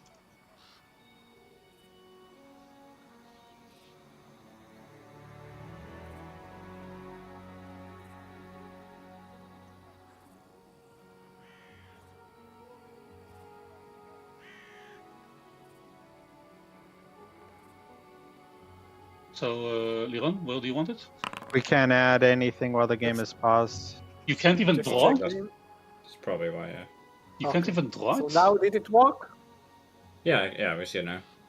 I know. Yeah, I can do anything at any time. I just weirded out that you can't draw while the game is paused. Yeah, I think it's That's what it says. it's a measure to prevent well, certain people from online tables to draw inappropriate things. I'm thinking that if you can't trust your players, don't play with them. No, I mean, there are West marches where random people can join your games. I would still think a random person will need to be proved. Well, yeah, some can be approved, but like something can click in their head. Liron, did you Liron, draw? what are you drawing, Liron? Oh my Yeah, God. draw a Oh square. no! Please don't. So if you click on the one that looks like a right angle measurement control, No, not that and one. then you can Wait, that one? You want to use that one? the rectangular control. That's what I did. I would Measurement say controls and then the rectangle template is what I I would did. prefer if you use the drawing tool because then it's clearer and it stays. Oh, Is that what about that circle? That's mine. Please use a square and put it on a square of the grid. I don't see the squares. Do you see the drawing tools? Yeah, I don't see the looks squares like a on the grid. pencil. The second drawing from the top is the rectangle.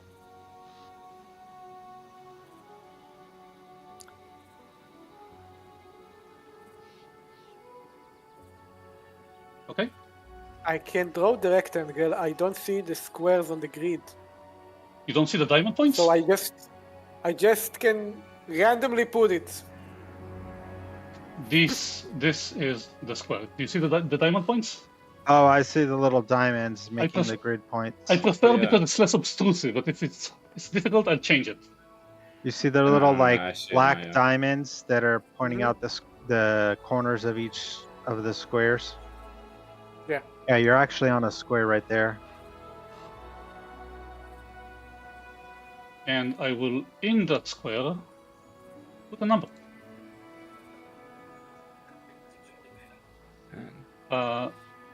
And this is where Keldon puts a trap? I was Well, no, I'm just I was experimenting with the board. Also, what kind of traps are you setting?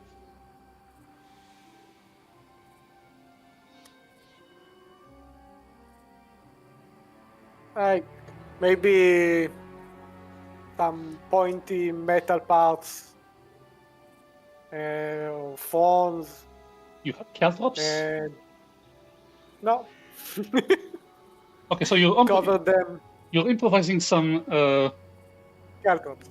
caltrops, and you put them down and like cover them with dust so they'll be less visible. Yeah. And when you're done, you think, that looks okay. Yeah.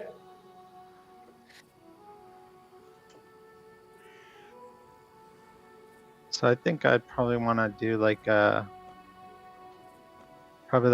trip wire that will actually trip.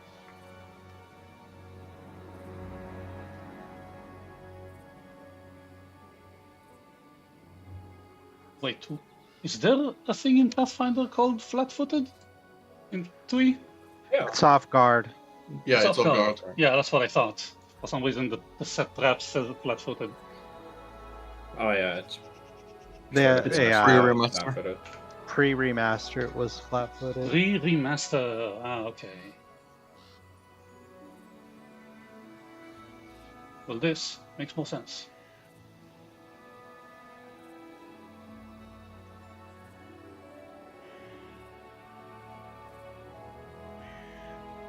Okay, so how I'll do it is your roll currently will be measured against a DC set by the target, and if you hit it, they will be affected. If not, they will notice and they'll pretty much avoid it. You want to roll the thievery test? For Kelvin? Yeah, I'm about to do that now.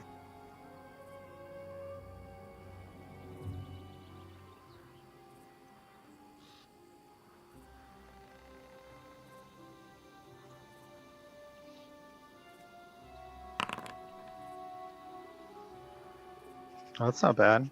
That with the penalty, okay.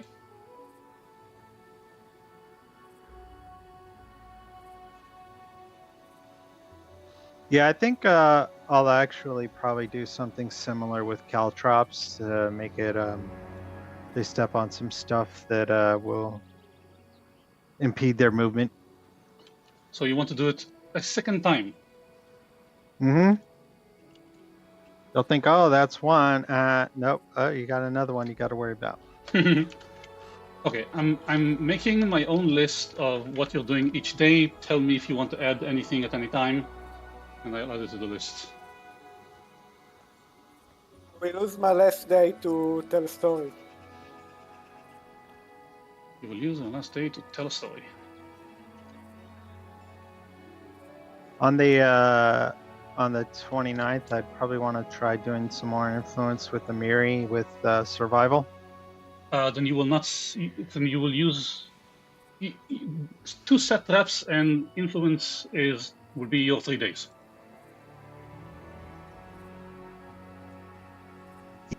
Well, no, I was.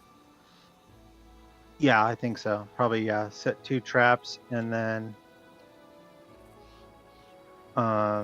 Yeah, and then influence. Oh, wait, who did you say? Amiri? Amir.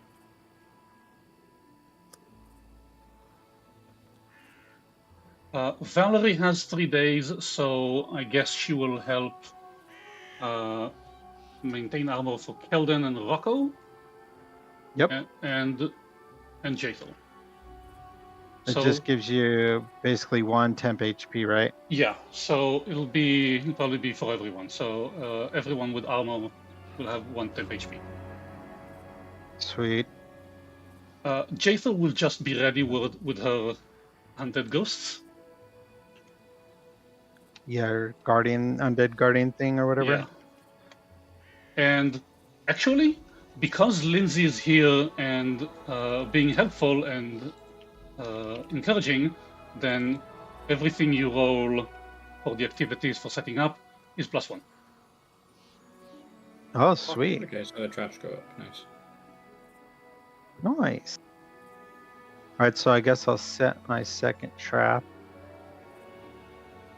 And Amiri, enhanced air weapon, yeah, that's my what I wanted weapon. to check. and Luther, or She Get helped you them? for 2 days, so she's back here for 3. She will do her weapon. And I guess you can do Rocco and Luther. That's what you want, or if you want her to do someone with someone else.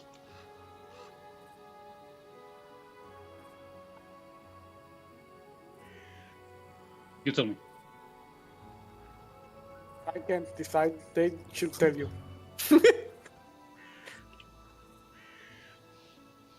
Do you want Okay. Rocco to have that bonus? I want to have the bonus, but the other one need to answer if you want to. So, okay, you want one. Yeah, I told it in the first day. Okay, so on the 29th, Amiri will enhance Rocco's weapon. Does anyone else want that one?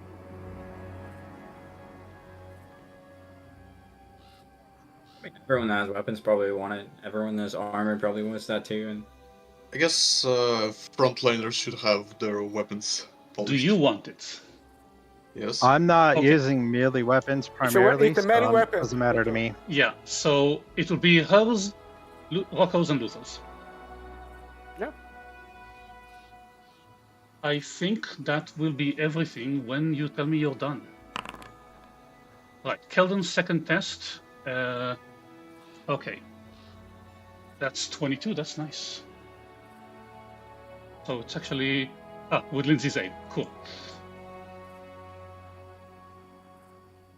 And Tell a Story is...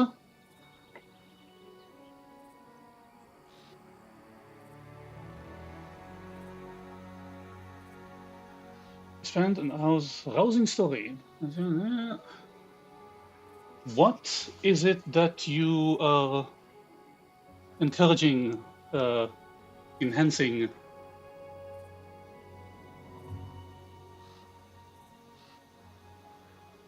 Yon?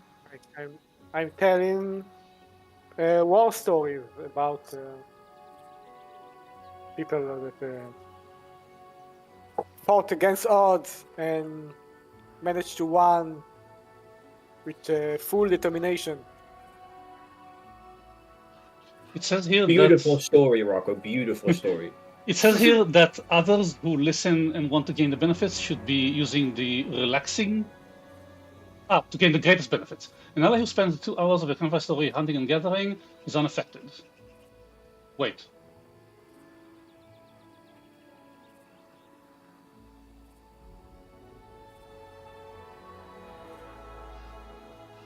What's up? Well, that's confusing me. Camping activities. Outside of the campfire, of the camping. So if he's not in the camping, he's not affected. Yeah. Okay, I'm checking the book now, just to make sure. Table 10.5 of the core rulebook? Where are you seeing it? In the... The DC. That's a regular DC. No, the DC, but then... Oh, yeah. The level DC. The regular. The regular level DC, which is... 15. It's 15? DC is by level, there it is. For yours, yeah, it's 15. Okay. For the future, let's say DCs by level.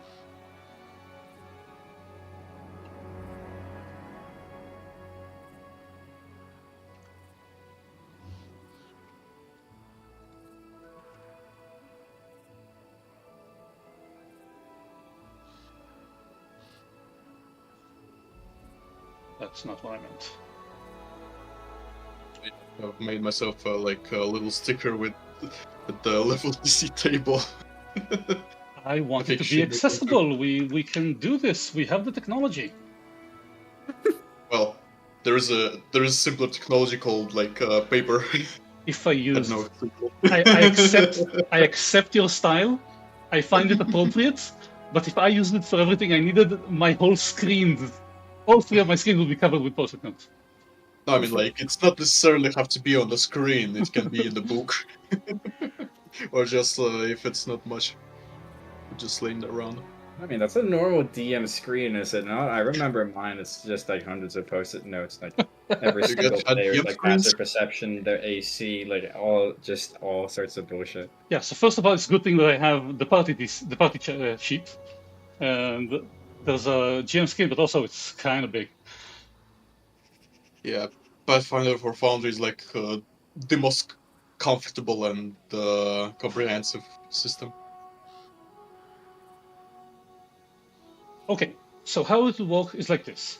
On the last night, when you're all kind of anxious and kind of, I guess some of you might be afraid that you won't be able to sleep, Rocco tells a rousing story. I'm guessing about some similar situation. Maybe he tells them the entire front to back of the Seven Samurai, or some A-Team story. And because none of you are relaxing, all of you have done something to prepare for the next day, the maximum you can get from this is a success. Go. Okay.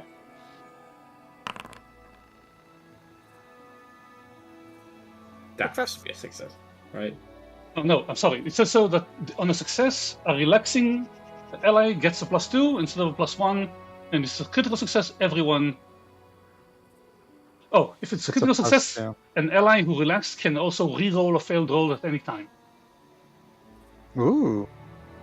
But it's not a critical success. No, it's a regular success, and it means that everyone gets a +1 to attack rolls, saving throws, and skill checks. Nice. During the combat. Yeah, I guess Luther's reaction would be like,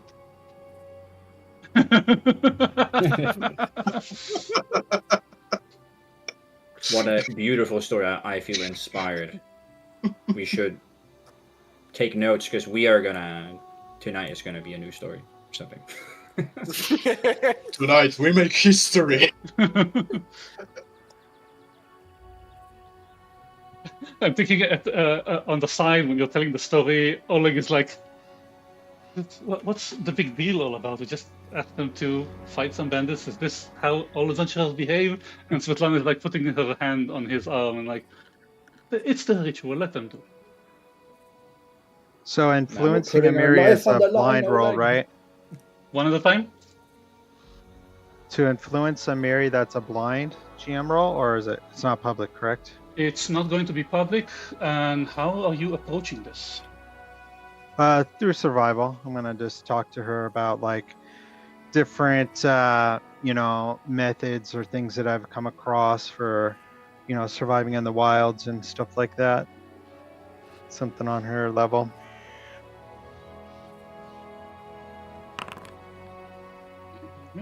Miri.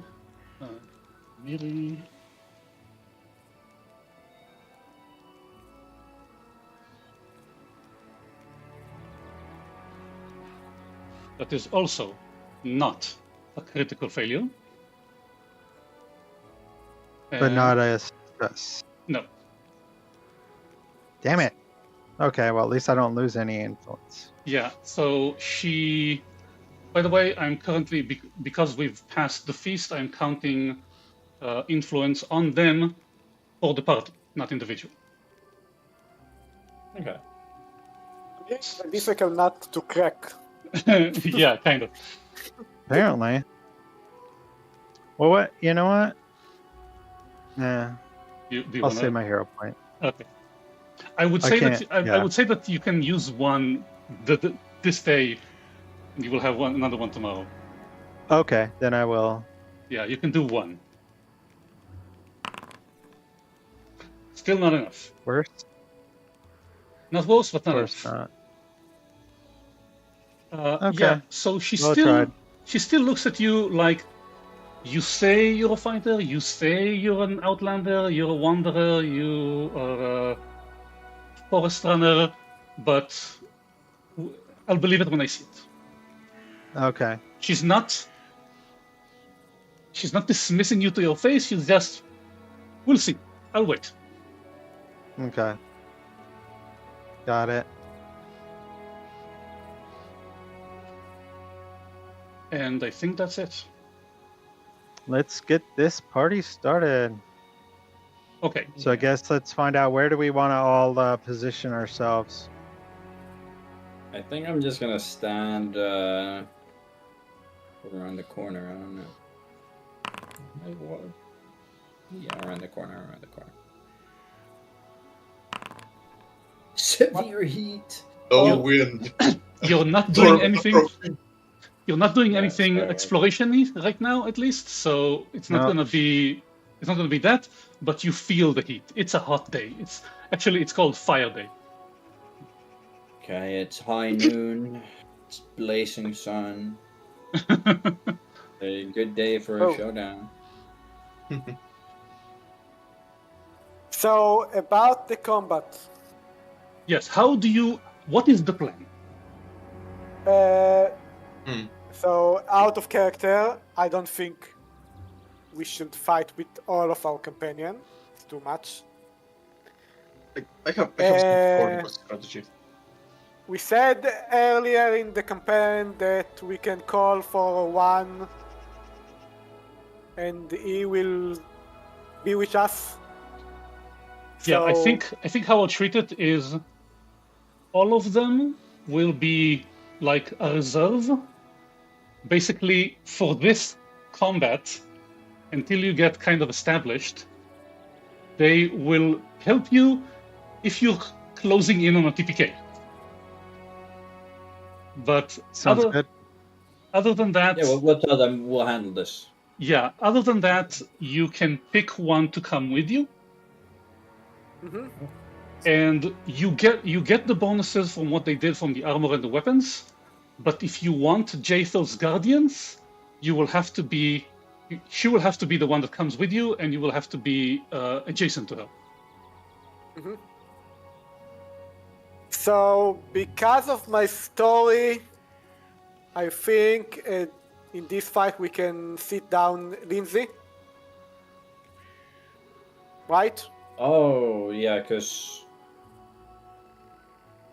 Oh, I don't know what kind of bard she is, but... Yeah, I guess. Since we already have +1 status bonus. Mm-hmm. I really want to impress Tamiri. So I Yeah, want... we can bring Amiri. Like, she's like she wants to fight, so...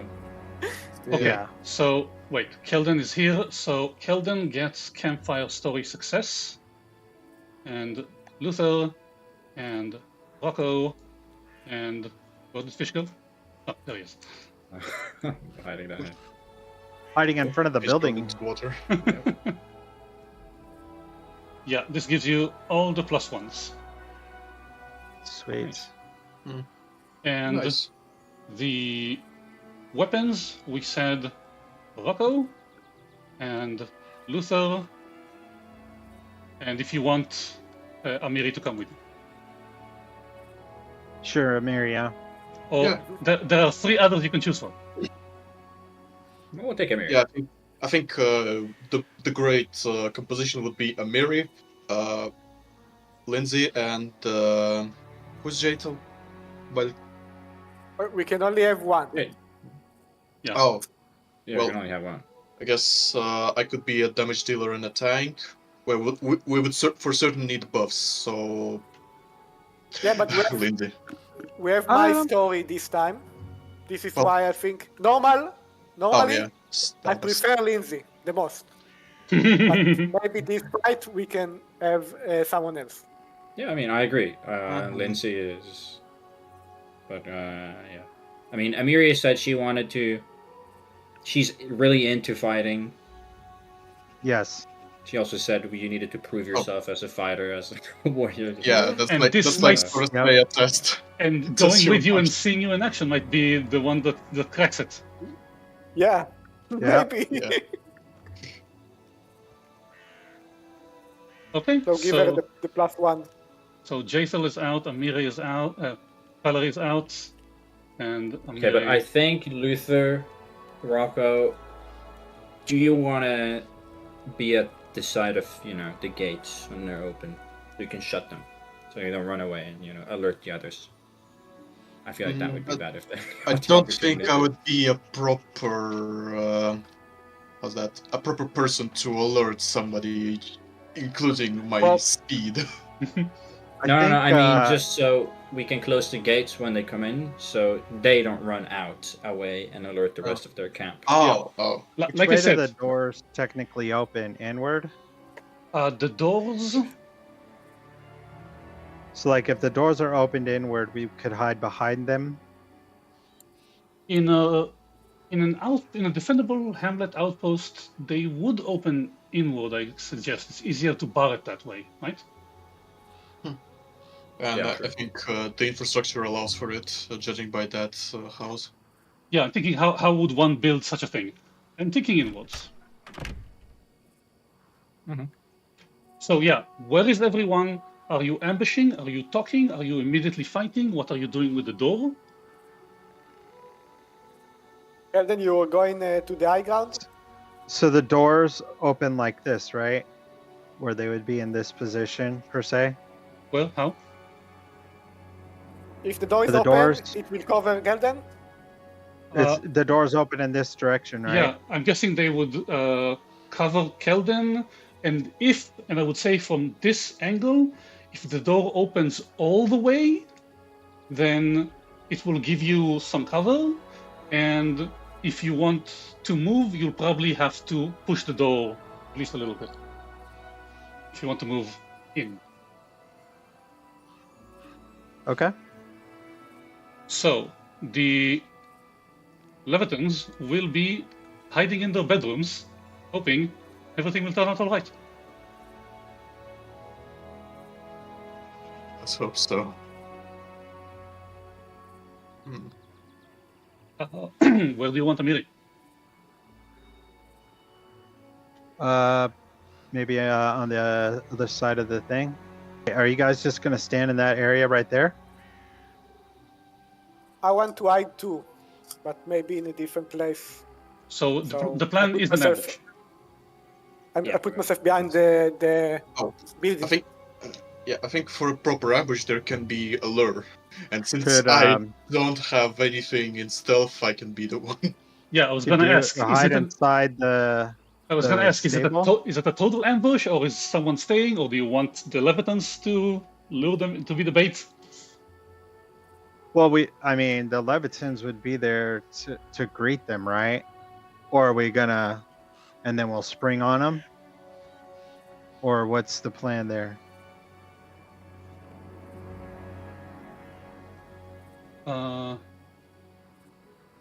Because we want them to walk in thinking things are normal, maybe? Yeah, if you want them to think things are normal, one of them at least will have to be there to meet them. So have Oleg there, I'm guessing.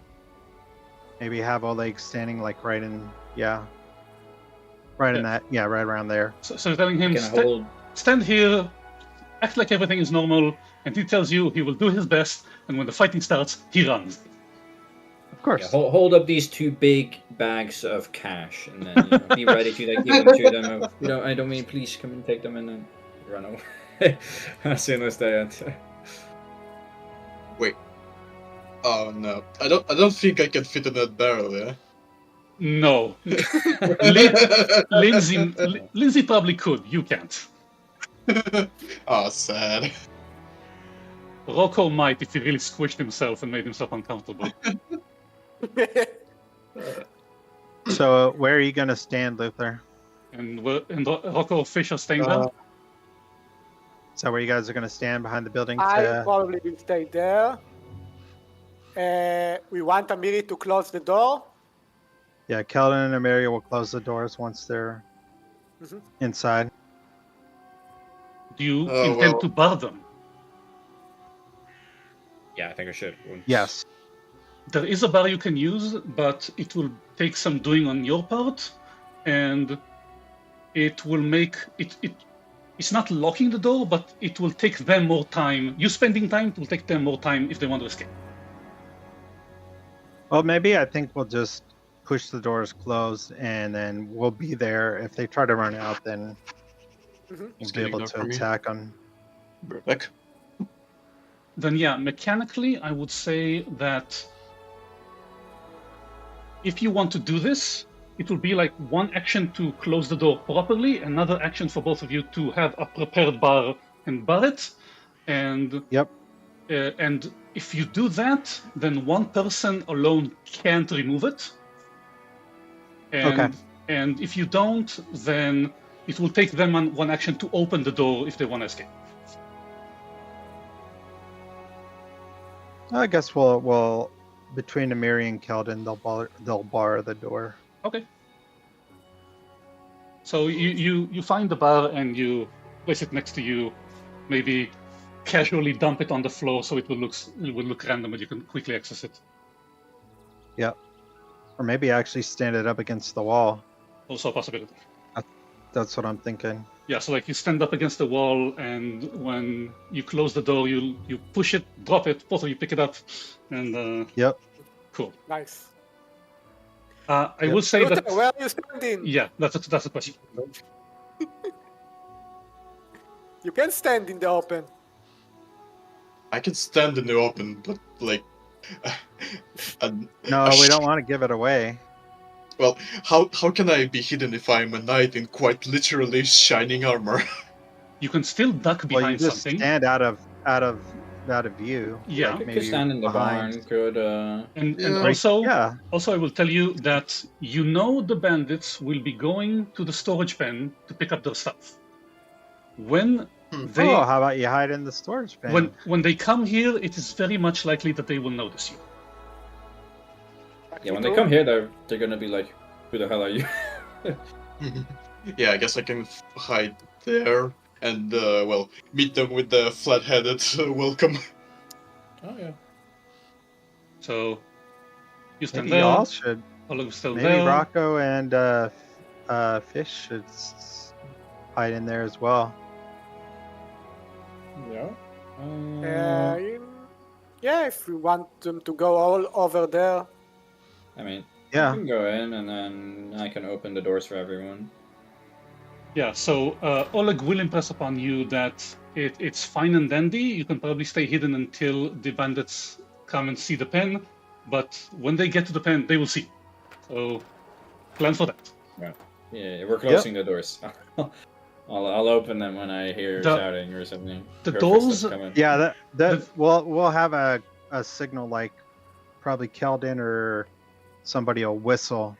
The way the doors and the pen work is that it's like a waist-high wall, and the doors are also waist-high, and poles are holding the roof, so you can see entirely into the pen, unless you're crouching behind and actually. Oh, they need to be crouched down.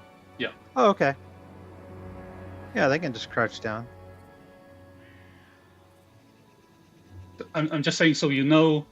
I want you to give the information that you should. Or do you want to go into the stable? You can go into the stable. From the side. Okay, I will go to the stable. I think the stable might be a better, since now that we understand that about the storage pen, that probably the stable's a better location. I guess. Yes, the stables are easier to hide in while you're standing up, but I will ask for everyone's stealth check anyway. Okay. Okay. But yeah, I think in the storage pen it would have been harder. So you're hiding that way. These are the doors, and maybe you want to put Luther closer to the front and Fish further back. Yeah. Get Luther in the center there. I can just open the door for us if I happen to go first. Yeah, there you go. You decide who goes first. That's part of the point. Oh, yeah, I forgot. That's part of the point. Okay. I think our pretty much the entire point of Zipper Zipper Initiative has 2 points. One, to spread out both sides so no one side can squash each other. The other one, and two, that you can strategize properly. Mhm. Okay, this is Amiri's stealth. You wanna? Skills. Oh, want us to roll stealth? Yeah.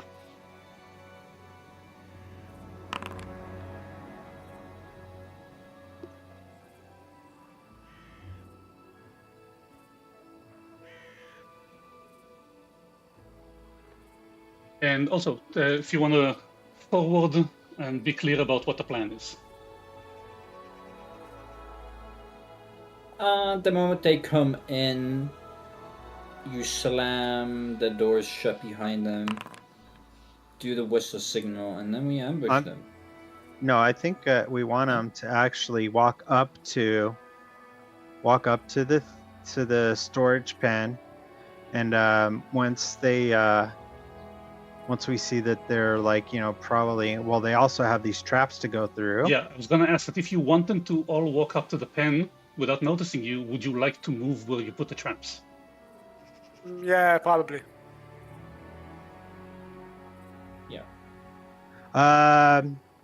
Yeah. Let me. I'll move those. Tell me where you want it if you want me to do it. I'm thinking like here and here. Yeah, there we go. Liron? Where do you want to move? Maybe put yours right there. I want to move mine to somewhere that if they run, and like maybe here. Yeah, but that means okay, over there. Okay. If they want to run and hide behind something. So he's blocking. He's putting it in the space between the table and the building. Mm-hmm. Okay, that's good. Good choice. Okay, so the All right, plan sweet. is you open the doors, they go in. Well, the doors will already be open. We'll just be hiding behind The doors them. will be open. Okay. And Yeah. we're assuming. I'm assuming that they wouldn't have the doors closed when they know it's time for them to come, right? We're assuming that the doors will be open like kind of like this. Yep. And they walk in. And Yep. do you plan for some talking, or do you want to immediately attack them when they like hit a trap or something? I mean, basically, once they're almost at somewhere right here, right about where the traps are, Keldon's gonna give a shrill whistle. And actually, does he have a signal whistle? I think he might. I think one of you has it. I think, yeah, one of us had one, I think. Yeah, I have a signal whistle. It's on the party stash. I have one. No, he took it. There is one also in the party stash? Mm-hmm. Yep. Anyone? I don't know. If anyone wants it, that too. Also, why is Yeah, so he'll blow with a signal whistle, and then that'll be the cue to slam open the doors for Keldon and Amiri to close these doors and bar them, and then give it to him. Okay, so the signal is the whistle. Everyone knows that. Did Luther completely replace his lattice armor with half plate? Yeah. Okay. Yeah. Does anyone want any of the healing potions in the stash before we do this? Do you want to give Amiri one? I have enough. Sure. We all bought ones. Yeah, I think we. You know what? I think we have a backup. Amiri is wearing hide armor, so she will also get 1 temp HP. She prefers her bastard sword, though she has a couple of javelins if she has to. She is currently carrying 1 minor healing potion. Okay. And that's it. If you want to give her another one or something else. You can have from the party stash. Yeah. Give her the other minor healing potion? Give her the other minor healing potion. Or, yeah. Yes? Sounds good. Okay. Yeah.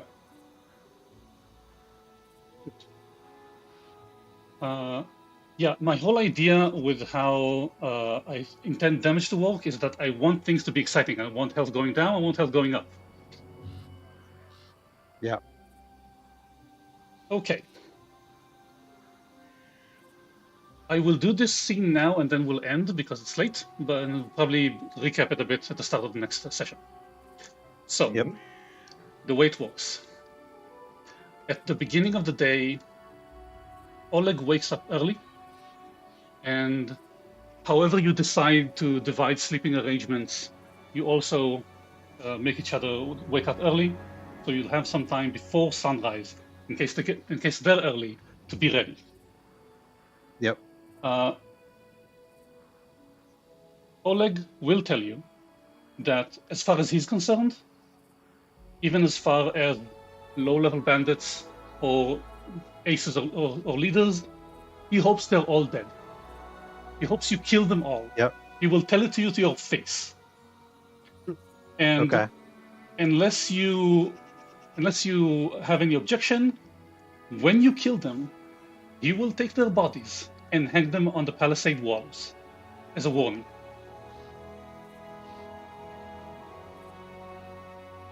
And Okay, Any for objections? I'm fine with that. It's his place. Yeah. He can do what he wants. you can see that while he doesn't intend to fight and he doesn't consider him a fighter, he doesn't consider himself a fighter, he hates them with his guts. Mhm. And he is quite pissed off about the fact that he moved here to make a life for himself and they're ruining it. Yep. A lot of venom towards them. That's understandable. Yeah. So Sounds good. he pleads and asks and convinces his wife to hide while he is the bait for everything. Yep. But he counters, and she says that if it's just him, it wouldn't be as convincing. It would be suspicious. Okay. And he Tell accepts her it. to walk behind the traps.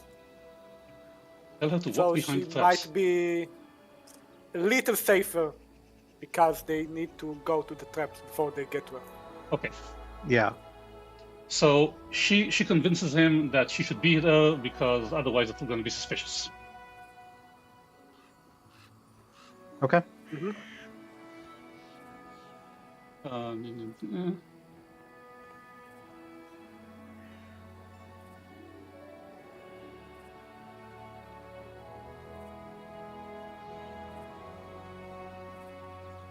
You can influence that choice if you want. Oh, with having her out there? Yeah. No, I'm fine with it. I mean, the expectation is that she's gonna run away once action starts going down. Anyway. You can go into the building inside. Yeah. So they No, will actually they tell you Over that here. I think Oleg will be adamant about it, that they are hiding and he will make them hide, even if she resists. And he tells it to her too. Yeah. But he would also tell you that with them both here, it will be more convincing. He agrees with that, and he will do his best to distract them as much as he can to keep them off guard. Pun intended. And and I'm guessing you'll all be rolling stealth for initiative. Yes. That's true, yeah. Okay.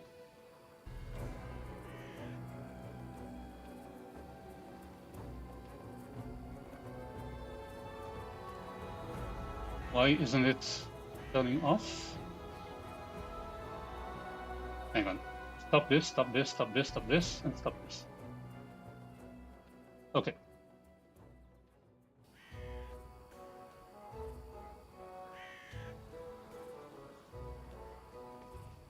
A few minutes after sunrise, on the 1st. Ah, damn it, it removed everything. Should have known. No. Should have known. Yeah. Okay, give me a second. We want enhanced weapons on Luther. That's not Luther. Enhanced weapons on Luther. enhanced weapons on Rocco, enhanced weapons on Amiri, and maintain armor. Yeah, maintain armor just stays the same. On everybody, right? Everyone with armor, yes. So make sure you have your one temp HP. Yeah, I just added it. It shows on the. Fish doesn't get one unless he got one from another source. I forgot. No. Yeah, because Fish isn't wearing armor. Okay. Didn't forget anything. Okay. So yeah. Slightly after sunrise, on the 1st of Desmas, the bandits arrive. If, I'm guessing, the three in the stable are already hiding, but Keldon or Amiri, who are paying attention to who's coming in, can see down the road from the southwest are coming in 4 horses, 4 horsemen. One of them, they all look like bandits. One of them is obviously wearing a heavy cloak that he wears intentionally to hide his shape and what he's carrying under it and his face. Okay.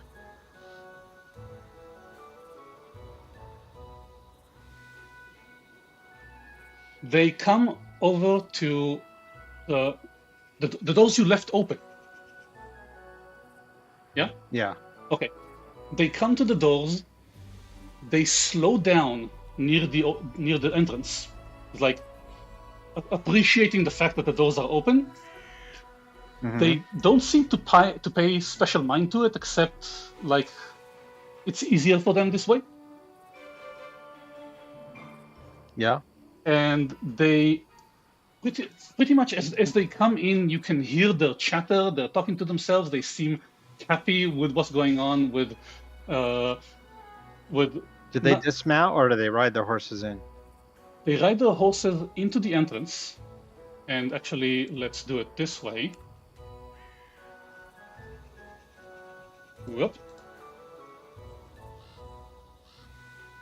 Oh, and let me turn on. So you've seen all of this. Token vision. So. No. No, I can't see. I can just see the stable. Okay, don't mess this up, boys. There's horses on the line. The stakes are super high now. Horses. Yeah, they're gonna carry some trade goods, so they need the horses close so they can pack them. Uh-huh. So I would say they all come in enough for you to close the door when you want. And you can hear their chatter, they're talking with, amongst themselves, like, oh, here we're doing this, the Levitans are shit, they're easy prey, we just take their stuff and go. They're obviously not very, it's like they're doing chores. They're not very enthused about this. It's a chore for them. Okay.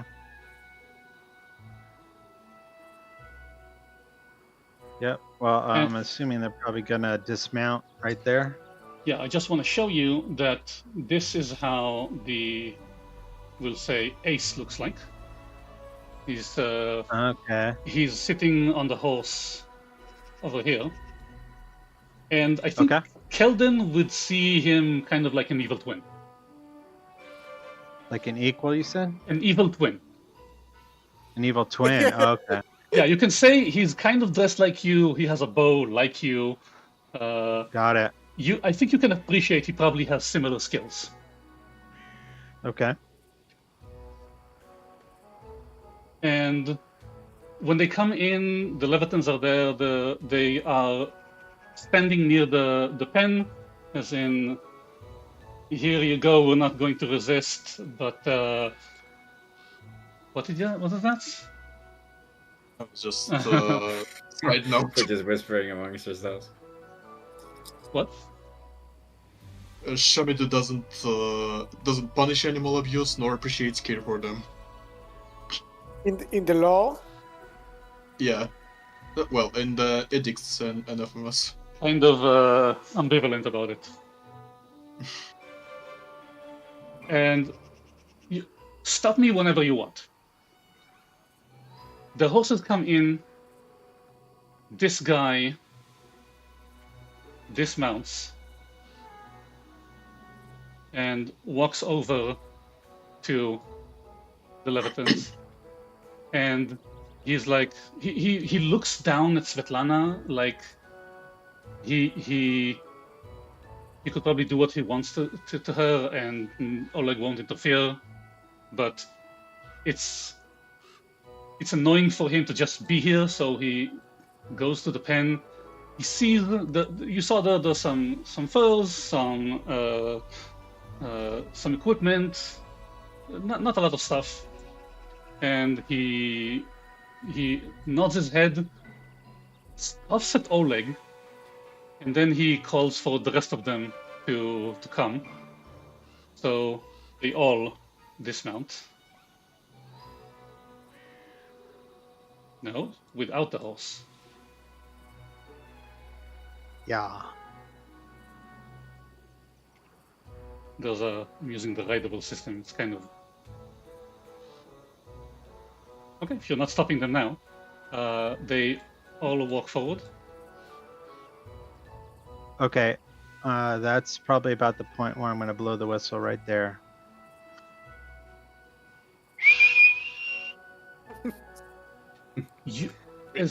Shoulder. He blows the whistle. Does anyone do anything immediately after? Yes. Like preparing to. I was going to do this when they whistle, and you do it now. Yes. Yeah. Definitely, since we're alerted to attack, we would need to open the doors. Okay. So I would be much prepared for that. I don't know. Okay, the walls of the stable are completely opaque, but I would say that you can see you could have seen enough of what's going on to have the lay of the land. Right yeah, outside. They would have cracked the door open, I'm sure. Just look through the cracks in the beams and yeah, that. Yeah, exactly. So you can see what's going on. I'm gonna move this note so it's out of my way. So on cue, you open the doors. Does Keldon and Amiri immediately close that's the plan? Okay. Yep. Close the door and bar them. So we close the door, and you can start barring them when you do. When we start. Give me drawings and delete this. And you can see all of them immediately get tense. Know they know something's wrong. They see them. They see you, but you roll stealth for initiative, and they are off guard for the first round. We slam down the stable doors and we scream at them, "Stop, criminal scum!" Right there, criminal scum. What is this? Stop, criminal Nobody scum. breaks the law on my watch. You caught them off guard. So you know what? Yeah. PCs roll stealth. Wait, and NPCs roll perception, and we will do that next time. Sweet. Yeah. It's like I'm ready for this. I'm thinking you open the door and maybe I don't know who is most appropriate to say it, but it's like surprise, motherfuckers, and then we go. Nice. Not sure who of you would be more appropriate to say it, if anyone, but it's funny. I think I'd like a fish to say it. Surprise, motherfucker! It might be appropriate for fish. Yeah, I think Cluter would be barging in with this kind of style. What? Show Oh, us it's a gift. Yeah, and so one of the cool things is, hopefully, if they try to move towards you guys, they will step onto these traps. Mm-hmm. And we'll The also only thing I'm see... worried about is I'm actually worried about Svetlana now and Oleg, but we'll see what happens. Yeah. They might have attacks of opportunity, they might not. I would even say, you know what? I would even say that on the whistle, they both run. So Yes. while the bandits are gathering their senses, Oleg and Svetlana will be about here. Yeah, they would have been prepared to run like immediately. Yeah, They I'm would have been guessing. I'm waiting guessing you for told them on the whistle, run. So Yeah. they're off guard. They're running. Okay. Okay, because a hostage situation could have gone south really fast. Yeah. Yeah. Yeah, but yeah, we would have prepped that. Like, as soon as you once you hear that whistle, you book it. And we'll see what you do with the horses. Are they a problem? Are they a benefit? Dude, these horses look sick. What the hell? Okay, Even I mean, though- if I'm just Like no, let's even though that my deity doesn't give a thing about animals, I do. no. I mean, this is you're not abusing the horses by riding them or stealing them. You, No, you can I mean, take care of like, them. You can the- treat them better than they do. No, I mean the fact that they wouldn't be how's that? Oh, if they didn't like get down from them, and you'd have to attack them or something. Or... Yeah, stuff like that. They wouldn't be casualties. yeah. I improvised the whole thing of where they are, where the horses are, and what they're doing right now. And now I'm wondering what you're gonna do with the horses. And I'm also thinking, if you kill all of them, those are 4 free horses. No, do not kill them, Exactly. please, guys. Do not, please. Even if they start attacking you, fucking kicking you or whatever, don't hurt them, please. No, Oh, I'm the talking- horses? If you No. kill the I'm bandits, not gonna attack the horses. I'm talking. If you kill the bandits, those are 4 free horses. Mhm. Yes. Yeah, horses are good. Yeah. Okay, thanks for playing. I'm glad I didn't do anything stupid like cancel because I'm tired, because now I'm feeling better. And thank you. Yeah, thank you for Yeah. the session. Yeah. Thank you. It was a good Most session. Most of the times when you're like the lower you are at the mood or preparation, the better the sessions, the better Oh, the chance. Yeah. Really? Okay. Yeah, Okay. I'll That's take a that lot as a of- compliment. don't overdo it because cumulative chances. I'll take that as a compliment. See you next time. Yeah, see. Yeah, See you next time.